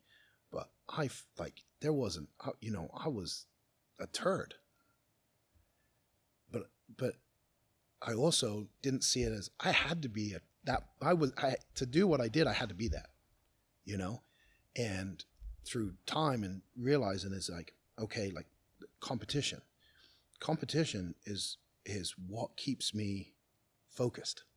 It's what gives me a direction. Like I was kept saying, well, competition is bad. Like competition is what's bad because it creates, you're comparing yourself to other people. And if you're not the best, you're not good enough. And then even when you are the best, you're still not good enough because you think you can do more. That's true. But I think everything can be a double-edged sword. So what if competition can be my driving force, but I'm unattached to the result? So that's the interesting experiment that I'm on right now. You know, what if I can do the thing I want to do, but I can see the difference between where I was and where I am now? And I think that that's like the accepting who I am, you know, piece of it. It's like, okay, like I like to compete. I like to lift heavy things. Like that doesn't have to kill me. That can, you know, how do I know that? Well, there's 80-year-olds deadlifting at meets. I mean, fuck Louie, you know, he was doing numbers. We were talking earlier, the things he was doing when he was training with you, the things he was doing training with me. Like at 24 years of age, I had no fucking understanding of what, you know, he was 60 something when I got there, 68 or something. I had no fucking understanding of how incredible that was. But it's like, that's what it started to come back to me like that. Is like, you know, you guys are still lifting. You might not be competing, but you're still lifting. You found something that I haven't found. So, okay, let's get back in it through competing, and eventually I'll take the competing out, but I'll be able to keep lifting because I find whatever it is that it's meditative. You know, it's a moment in time that I'm not thinking about anything fucking else. My mind is finally free from the fucking chaos that's going on. And I'm not thinking about anything but what's in front of me. And how do I then move that to the rest of my life? How do I take that serenity, that neutrality, right? It's not joy, but it's not angst. It's not fucking anxiety or depression, but it's neutrality. It's that peace. And how do I move that into the rest of my life? You know, how do I keep, when I'm with my kids, how do I stay present with them and focus on the fact that my daughter wants to dress me up and put fucking makeup on me? Like, and not be like, oh my gosh, what are people going to think? Well, nobody's there. Like, what does it matter? What does it matter what anyone thinks other than what the joy my daughter's going to get out of it? Like, how do you turn that mind off? And so I'm hoping, you know, that this journey will lead to more control over that, because I haven't been able to get, I've been aware of it. I've been shown what it's like with medicine, but I can't find a path there. And the voice finally said, it's because you need to be in the weight room. In a way, though, you've been there, because when you're in the gym, you're focused on everything that's in the gym. Exactly. It's the only access portal I have at this point, you know? You know, so that skill set is the same skill set that if you're at house with your daughter, just tuning everything out except her, it's the same thing. Yeah. It's just understanding that it's that same thing. Yeah. And to me, to understand it, I have to be in it. Yes. You know, and I was avoiding it. So, you know, it was like, okay, you're not going to figure this out. Yeah, well, the biggest difference I would assume, or that I know, that I've seen, is the stuff in the gym's more controllable. Right? You know what you have to do to be able to get from here to here. Mm-hmm. You know, so if I set a record with, I want to do this with the spider bar by this time, I know the variables, I know the controllables, I know what's going to happen to be able to get there. I set the variables, metrics, and business. Here's what I want after Q1, here's what I want after Q2. I know what I need to do to be able to get there, but there's so many fucking more uncontrollables. Yeah. Because it's not a 2,000 square foot gym. It's a whole fucking world that, you know, shit, supplier, there's so many things. And it's really, really, really hard to wrap your head around it. The other hard thing is the fact that in powerlifting specifically, you're responsible for everything. Mm-hmm. You can say, oh, I don't have a handler. Well, you could take out your wallet and pay someone to just fucking handle you. Like, there's tons of people out there. You could, you know, personal trainers, you could buy 2 hours of their time and they would spot and load for you. Mm-hmm. Like, it's not like you couldn't get someone if you wanted to. So when you're a powerlifter, like, to get better, every weakness you find has to become a strength of yours. right? That's how you find a weakness, get it better, and you get stronger. In business, and I've struggled with this, is learning that you have to let go. You're only going to be good at a certain amount of things, right? And I'm transitioning. Right now, I'm Chief Revenue Officer, so I oversee marketing, sales, and customer experience.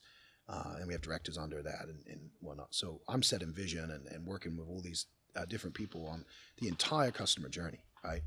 And what we realize is like I'm better as an advocate, as an evangelist for the company. And so I'm transitioning to chief evangelist, where I'm not going to really have anybody under me, but I'm going to be responsible for like content creation and stuff like that. Because that's where we are now as a company. It's really fucking hard to let go of those other things because I'm good at them, but am I great?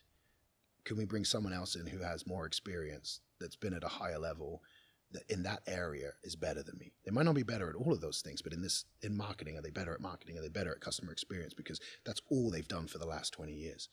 And I had to look at myself and say, yes, like I can't compete with that. So I have to let go. That's what's hard in business, you know? And then you move into like family. Like it's hard to set metrics with your wife. Yeah.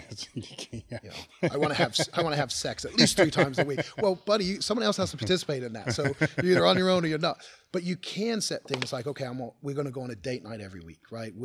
I'm gonna make time to have these conversations. Like, so it's a different game, you know, but it's the same thing. Same with the kids. Like you go to the gym for 4 hours. Do you really spend 4 hours of time focused on your kids, right? What's the quality in that time together? So like those are the things where it's like, even when you can't have the metrics, like are there things you somewhat can measure? And that was the hardest thing when I became dad. How do I be a good dad? I need the fucking path. I need to know what that even means. Like, how do I know I'm being a good dad? Someone said, well, the fact you asked that question means you're probably going to be a good dad. But does it, you know? And then I met this guy, when at the Costa Rica ayahuasca experience.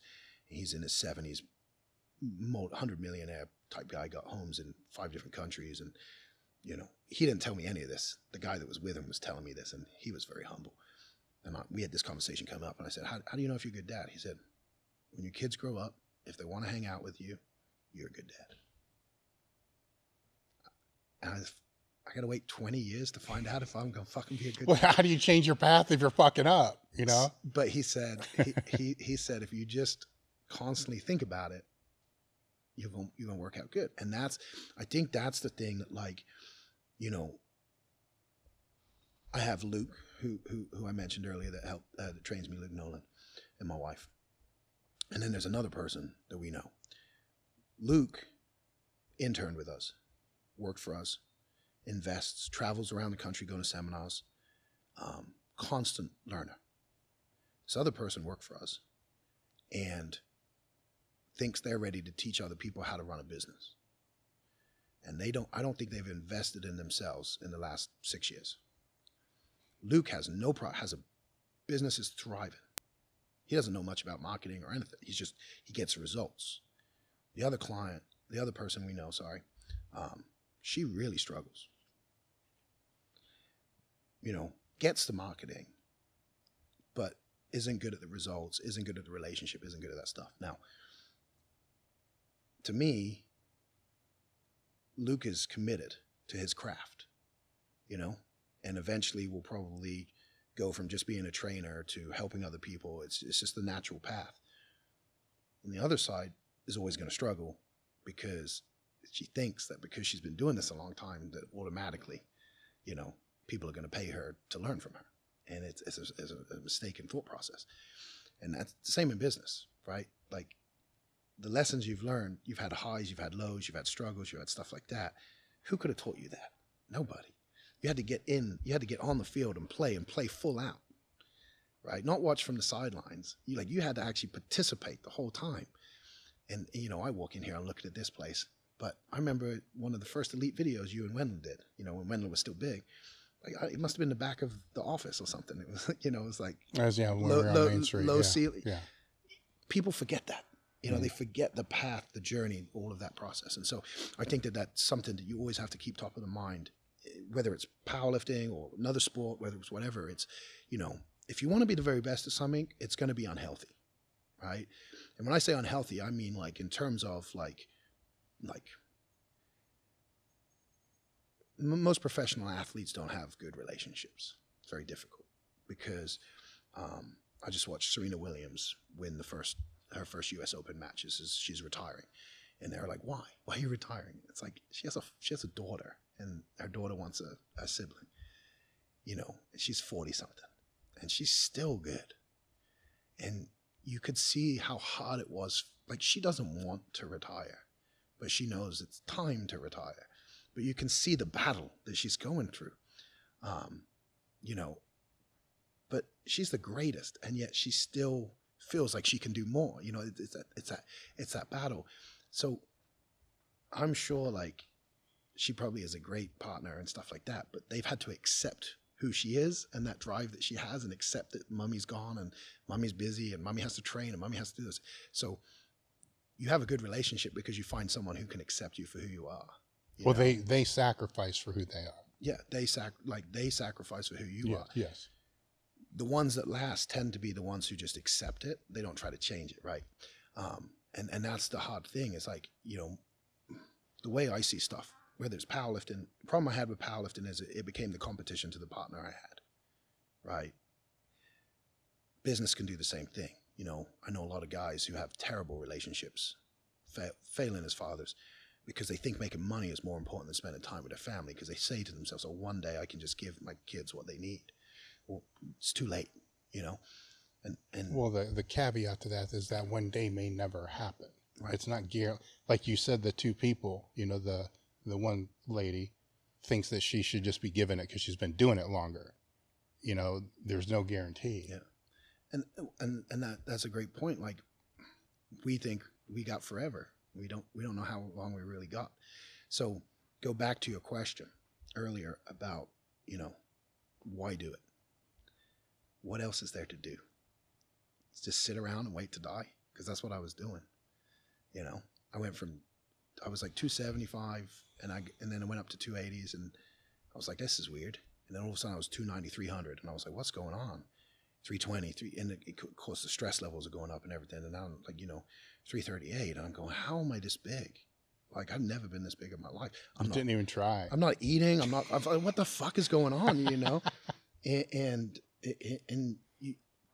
it was as a result of me trying to just be normal, you know, because you know, I can't become obsessed with something I can't do, you know, versus, you know, doing something I know I love and figuring out how to make everything else work. So, you know, things flow, things change, but ultimately it's like, well, I think that, you know, being sedated isn't normal. Correct. Right. And a lot of people think that is. Yeah. If you got to smoke, like me, I got to do an edible and fucking take sleep pills and shit to go to bed, because my mind is, I mean, like, I'm having nightmares. Like I'm not dreaming. Every fucking night is torture. Right. And so the only way to not have torture is to make sure I'm like, take an edible, get high so I can pass out, and then hope the drugs keep me asleep, you know? Mm-hmm. And you start going, this ain't fucking good, you know? And then I wake up and I got to drink energy drinks to wake up, you know? Like, this ain't good, you know? And I'm just anxious all the time and like stressed out, and like, I kind of look at it like just this wound up fucking bull where it's like my kid, you know, drops a pin and I'm like, what the fuck? You know? And then I see their fucking innocence in their face and think to myself, this is not good. Like, this is not right, you know? And how did I get here? Like, I walked away from the thing that I thought made me a monster, but I'm still a monster, you know? And in a different way, but no, like, I get it. You know, and now I have this awareness, so it's even more torture because I'm not naive, you know? I know my behavior is not normal. It's not right, but I'm going, it's because I'm running from everything that I feel like I should be going this way, but I'm running the other way out of fear or something, you know? Normal is a weird word, though. It is. Right? Because you're you. Yeah. So your normal is your normal. You know, when people talk about normal, I think of the word average. Yes. Right? So say the average is the 50%. Correct. That discounts the 48% or 49% this way, and it discounts all these outliers and just makes the assumption that you're right there in the middle. And I've yet to meet anyone who is right there that is happy. It doesn't exist. And I think that a lot of that is society. We celebrate extremes, but also crucify extremes, right? Yeah. So you've got the athlete who's really good, who then goes, fucking becomes a drug addict, and it's like, oh, but he became a drug addict because he hurt himself, got addicted to oxy, and then has an opioid addiction, and and we don't hold their hand through that. It's like, oh, they're a bad person now. We just have a society that never celebrates like the full picture, and I think that there's so many unrealistic expectations and pressures that get put on people that, you have to, ultimately it comes down to this, like you have to tune out the noise, right? And there's two types of noise. There's the noise of the world, because it is a fucking noisy place. I mean, you can just go out, stand outside where there's silence, and all of a sudden you'll hear a shitload of noise, from the birds to the cars to it is a noisy world. And then so you got to shut that out, and then you got to shut out the internal noise that your head has been filled with, and that's the hardest thing, right? Because for whatever reason, humans are really good at just beating themselves up. It's like we hold on to stuff for so long, and we do those things. And so like finding those moments of peace, and I'm a big fan of meditation, but like to me, like I saw a lot of similarities between prayer and meditation. You should pray twice a day. You should meditate twice a day. Like you should talk with God. You should like listen to the voice. Like it's really the same thing. They've been saying this forever, which is ultimately the answers are already there. You just have to go inside. And I think that that's like the thing. I saw this with Lou, like it was phenomenal, is that like he often said, like, I don't know what you need. Like only you know what you need. And it was like, no, I fucking don't know what. If I knew what I need, I wouldn't be asking you. But he forced you to think like that. And I didn't understand half the shit he told me at the time. It's like now I just, oh my gosh, like the fucking answer was right there in front of me. I just never paid attention. And I think that that's part of growth as you get older too, right? Is that you start to pay attention to the things that have been in your life, and you start to connect the dots, and then you start to see the lessons that you learned, the examples that you had, and things like that. And you start to shorten the gap between lack of knowledge and knowledge, right? And you quickly can learn something and then practice and turn it around. But it's tough, like trying to do that. The gym creates that void. The gym creates that space. And so, like surfers, they'll surf to get to that state. You can sit in meditation to try to get to that state. But it's very difficult to tune out the voices. Go to the gym and so all of a sudden they're gone. True. A muscle gets stronger because you break the muscle down, and it super compensates, it rests, recovers, it becomes stronger. The adversity, resistance, that noise, most of the noise that you're talking about is self-doubt, adversity, resistance, all those other things. But if you see that as a muscle, and that, it will recover, and it will recover stronger, because that's what happens in the gym. You break it down, it comes back. You get hurt. Most of the time you're going to come back. You're going to be stronger.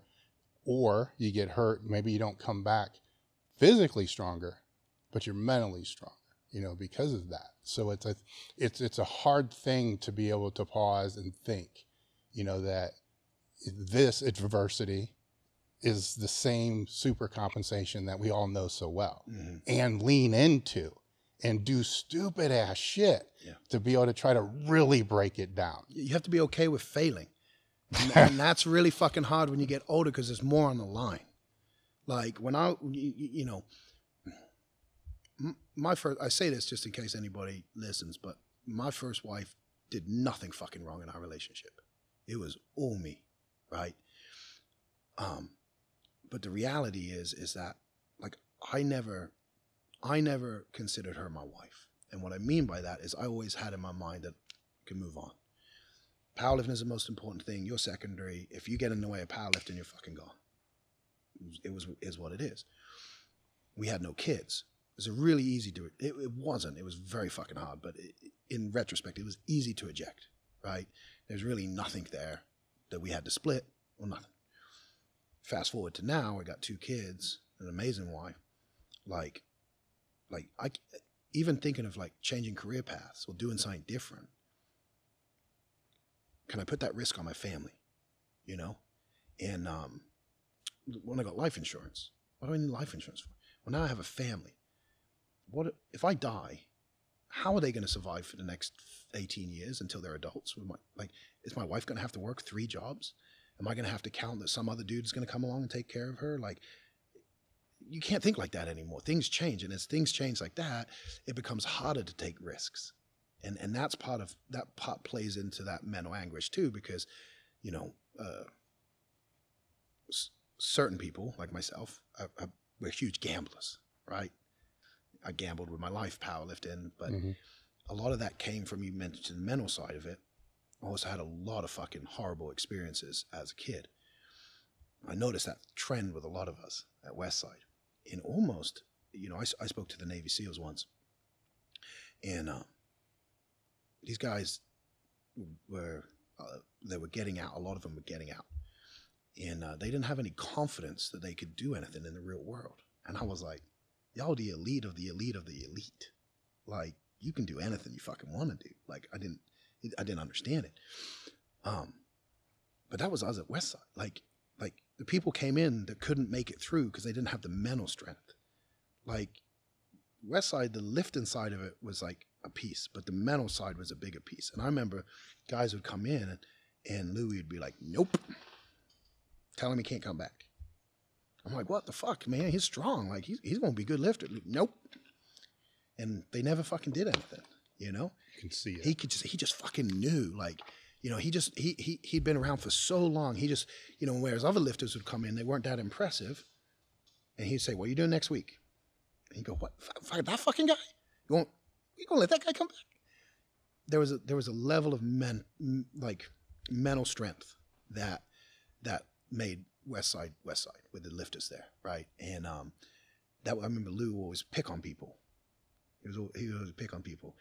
And you said it. You said there'll always be one guy. He's like fucking it, like so, like doesn't make sense, but he just picks on it. I asked Lou one time. This guy named Andy Haas. He's in jail now, but Lou was brutal to him. He lived with Greg, and so essentially we all figured that he got to train there because he was roommates with Greg. And Lou would just fucking beat on him and beat on him and beat on him. I go, Lou, man, why are you so fucking mean to Andy? He's a good kid. And Lou goes, hey, Jay, he's either going to get better or he's going to quit. Either way, I'll be happy. You know? And it's like he just figured that, like, this guy, like, he wasn't supposed to be there, but he shows up. And if he can take the beating, he'll let him keep showing up. You know? Because the mental side is more, the physical, he saw it as the physical side would catch up to the mental side. So, you know, it's just one of those things that a lot of this normal, you know, average trying to explain, like, we don't understand that. I try to dabble my toes in there, you know, and say, okay, like, I got to let go of who this, I got to become somebody different. I got to, you know, and I realize, like, you can't, you know, like, your DNA is your DNA, and you can rewire things, and but like, the reality is that, like, when you lean in to who you are, like, who you want to become happens. You just become a better version of yourself. That's the whole point. Yeah. Because you say you chisel the character, right? The adversity, the failure, you're chiseling your character as you go. And, you know, you like, you know, I used to go 0 to 100. Like someone cut me off. Just fucking road rage to hell. Same in the relationships. Same with my kids. And then I started to have more awareness around it. And sometimes I still go 0 to 100, but I come down to 0 pretty fast, you know? And I started realizing that a lot of times I'm able to control it. I bite my tongue, or I'll say something and then I go, keep your mouth shut.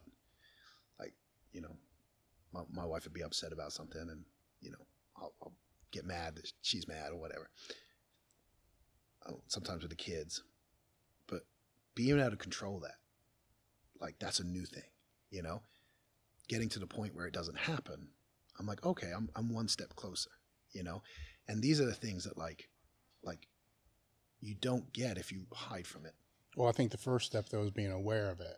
Right. You got to be able to be aware of it, and then you got to be able to, you know, Yeah. consciously be able to control it. Well, for me, I took away every other excuse. You know, broke the world record. I'm unhappy. Must be because my wife doesn't like powerlifting. Like, you know, she I don't think she cared about it. She loved me for me, But I didn't see that, right? I just saw she didn't want to come to my meets, and she'd get upset with me when I would train versus go to weddings and stuff like that. So she don't like me. She don't like powerlifting. And then some girl comes along who fucking adores me and worships me or whatever. And I'm like, okay, this is what it's supposed to be. I quit my job because I'm like, these motherfuckers are making a fortune and I'm getting paid, nothing. Like, it must be my job that's made me unhappy. Keep going through these different things. Take everything out of my life, and then powerlifting is what's left. It must be powerlifting that makes me unhappy. Fast forward 10 years. Well, it wasn't. It was probably 7 years. 7 years before I started fixing a lot of stuff. Fast forward 7 years, and I'm acting the same way with zero of the same things. The only fucking thing left is me. The mirror gets pointed at you pretty hard, and you go, well, the common denominator in every fucking relationship, everything is me. So, and luckily my wife, like, she's infectiously happy, but we'd been dating not long, and we were lying in bed one night, and I just like started an argument for no reason. And she's basically like, what the fuck? And she's one of those people where if you're in a bad mood, she's like, all right, I'll leave you alone. Like, peace out. She doesn't engage. So she wouldn't engage with me. And so then I'm like, oh, you don't care? You don't? And she's like, this is ridiculous. I'm going to go sleep at my mom's. Talk to you later. Right. And like, it's like the first month we're dating. Right. So she bounces and I'm wanting to chase her down in the car, and then there's a moment that hits me. What the fuck are you doing, man? So I went back in the house. Went to bed. I was trying to call her, text her. She turned her phone off. I'm thinking, oh, fucking, I blew this. This relationship's over. She shows up the next day with a laundry basket of clothes, and she starts unpacking in my closet. And she's like, are you over whatever pissed you off last night? And I was like, huh? I was like, you came back? And she's like, yeah. And I was like, huh, that's different. And she goes, I just want you to know, if you keep doing that, like, I'm not going to stay around, but, like, you're going to have to figure out. She's like, I'm not going to argue with you over nothing. And so just change of perspective, right? It was a change of perspective because previously, I argue, they argue back, and we escalate, and then, we make up, and it became my norm. She didn't have that. She shattered the norm. And I think that's what a lot of times people, I don't want to I'm not pushing the SWIS for any other reason than I just understand as an example, like you have to shatter your norm. Right? And going to these things changes your perspective, changes your reality. And that's like, for me, when I look back and I say, well, how did I think I was going to become a world record holder? Well, because I started training with Brent and he was a world record holder. So why can't I be a world record holder? It was that simple. There was nothing else that gave me the confidence other than I'm training with the guy and, I'm watching him. I mean, I watched him double 1,000 pounds in the gym one time, free squat, did 900 for 5 in briefs. Like, fucking insane. And I'm squatting, 500 pounds, 600 pounds. So why would I not go 6, 7, 8?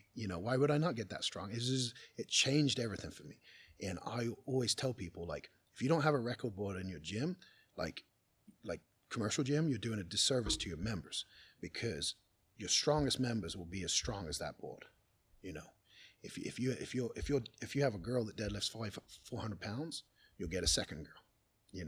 If you have a guy that deadlifts 600, you get a second, because it's a 4-minute mile. As soon as one person does it, everyone else thinks they can do it. I mean, if you don't run a 4-minute mile now, you're considered a really shitty runner, But at one point, they couldn't fathom that someone can do that.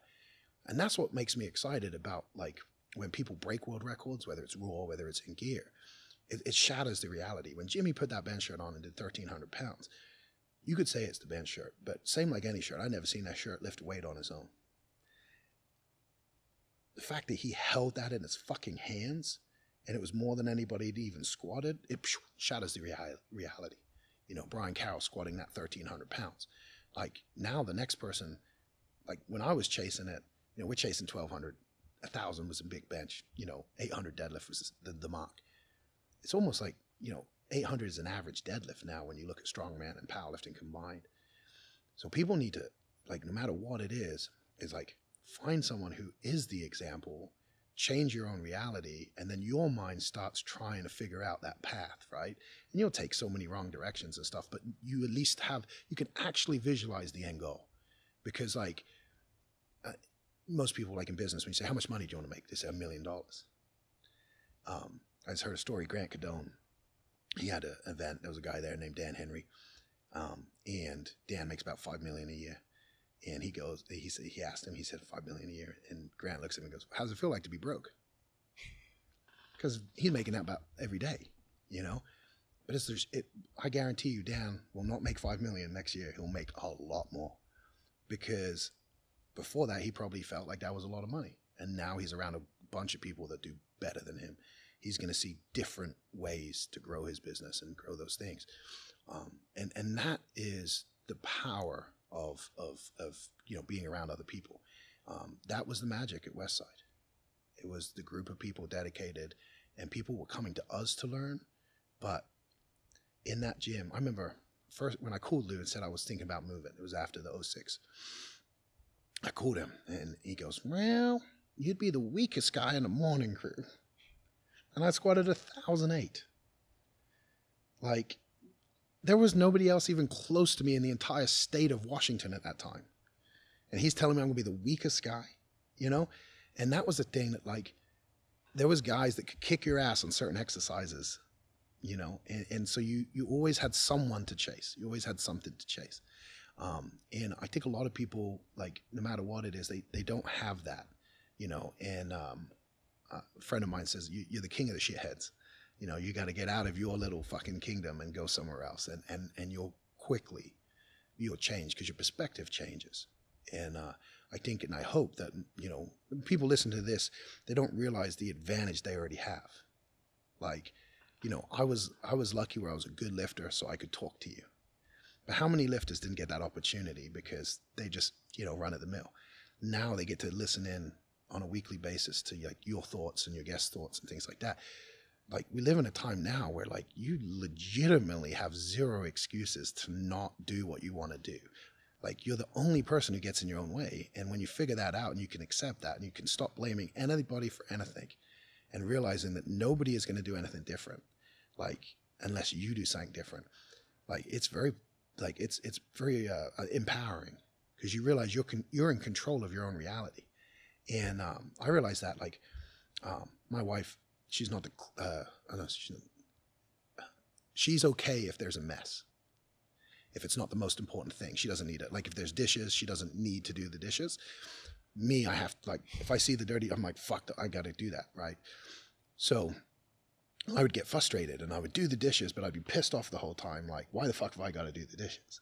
And then, like, we got talking and she's like, well, I don't fucking do the dishes either.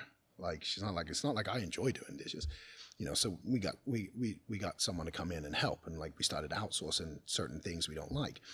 But I really, like, I was mad because, like, I didn't want to do it. And I had this expectation, well, you should do it. And she's like, I won't fucking do it.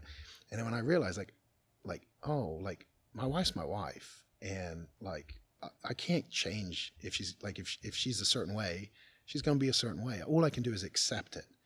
And then if I want her to change at all in any way, shape, or form, I have to show up as a different person and lead by example.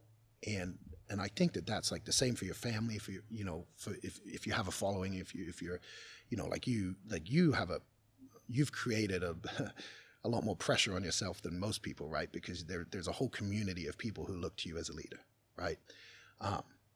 And you lead by example, right? Like, you train and you basically, like you've gone through a lot of injuries and stuff. What's your fucking excuse? You know? Mm-hmm. When you can say that stuff, like, it's powerful, but you know you can't make someone show up here every week to train. They either will or they won't. You can give them an opportunity. You can lead by example, but they either will or they won't, and you can let go of that. And that's, when I was young, I always felt responsible for everybody in my mm-hmm. life. Like, it was like, oh, I have to be responsible. And you realize, no, I'm only responsible for me. And if I can be a better version of me every single day, you know, they're going to step up because they're going to see that. And there's just something about it that's magical that, like, they can't help but want to improve as well. Like, or you drift apart. You know, some people just wallow in that. But in general, like, and I'll do it at home. Like, the kids' toys are everywhere. I start packing up. My kid, I got a 4- and 2-year-old. Hey, pick up your toys. No. Pick up your toys. No. Maybe I should get down and pick up the toys. Get down. Stop picking them up. Next thing I know, they're picking the toys up too. It's just natural to follow the leader. Like we all want to follow a leader. Like we're all looking to plug into somebody at some, you know, we're all doing that, whether it's God or whether it's a human. But that's the thing that like, I think most people don't grasp is that like they're responsible for them and themselves only. And if they are the best version of themselves and they're constantly improving and constantly like that's what they're looking for. And then the people who show up in their life, it's just weird. Like, meeting people who have different energies, right? They're just there's a girl who works with me. She's like always happy, always bouncing off the walls. Like her energy is like up here, and like just being around her, you immediately have like more energy. Like, why is that? We don't understand these things. Mm-hmm. And that's kind of like the mystery of Westside, right? Like people walked in that gym and got stronger. How did someone go and get a 75-pound deadlift PR? You know, I heard a story. This guy said, Louie told me just to keep pulling, and he pulled a 75-pound. He said the key to deadlift is just keep pulling, and then he did. It doesn't even make sense. But like that's the thing we don't understand is like we have no idea like how powerful we are as individuals. And that was with lifting. It was like, who knows what the limitations are? Like the only limitations are what we set. And you see that with the raw numbers and how people are, what did Vlad do? 1,200 or 1,100 raw? Like insane. Happened to train at Westside, happened to wear gear, but, raw guys don't want to remember that stuff. But, it's insane that they set those numbers. So yeah, the geared lifting should be at the numbers that these guys are doing. People should be over 3,000 in general. It'll catch up. It'll get there. But, it's those limitations, if you can just keep shattering them or someone keeps shattering them. It just takes one person to have that. Like, when I left, I thought Dave would leave not long after, because we talked and he didn't know why he was doing it anymore and he didn't know what was left. And, he said, well, maybe do the 3,000 and that'll be it for me. And here he is a decade later, like, he looks strong, real strong. I've seen his videos and stuff. I'm going to train tonight, but I'm like, how does he do that? And people, well, imagine what you'd be like if you didn't walk away. I said, I'd be dead. That's what I'd be like. I'd be dead. I'd be on the wall at Westside, But yeah, it's like, it just takes one person to keep pushing those boundaries and showing you what's new and having those people in your life. And that's why I'm a big fan of people training together, people coming together for events. Like anytime you get the opportunity to do that, like the ROI, the return on investment in that, it's difficult to say. I used to speak a lot before COVID and stuff. I spoke a lot at different events and I never got paid for it, nothing like that. I did it because it was me giving back to the community. And of course your ego gets filled, right? Fills my cup. But I did get paid. I got paid a lot of money, but it was never from the event. Like it was, guys would reach out to me. Hey, can you consult with me? Hey, can you do this? I'd make $100,000 off of one event. But I wasn't selling anything from stage. It would come back to me, and then they would make even more money because I would show them things that they could, their ROI would be even greater. Like, and that's what people in their head, it's always the investment that they struggle with, right? Whether it's driving an hour to train at a certain gym or investing money, like there's always this investment. They don't see it they see it as a cost.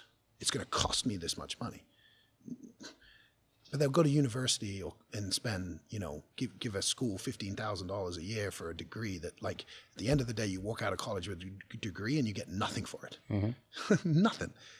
Maybe Biden will waive the college debt too. But the truth is that if you see stuff as an investment and you say, I'm going to invest in this, and then the ROI is going to come back tenfold over the next 10 years, the money that people ask for anything is nothing, And, like, to me, it's so amazing that you give so much away for free.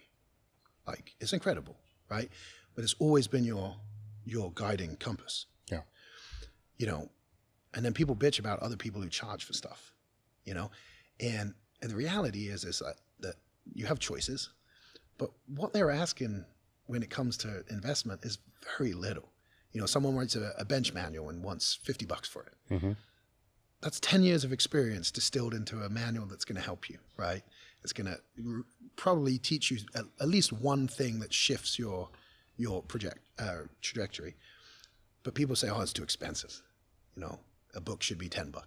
It's like they don't account for in the return on investment. You know, they're willing to put their money into stocks and trust somebody else to go up and down, but they don't trust themselves so they can take the information and capitalize on it. And it's a strange thing. And I think that this is all new.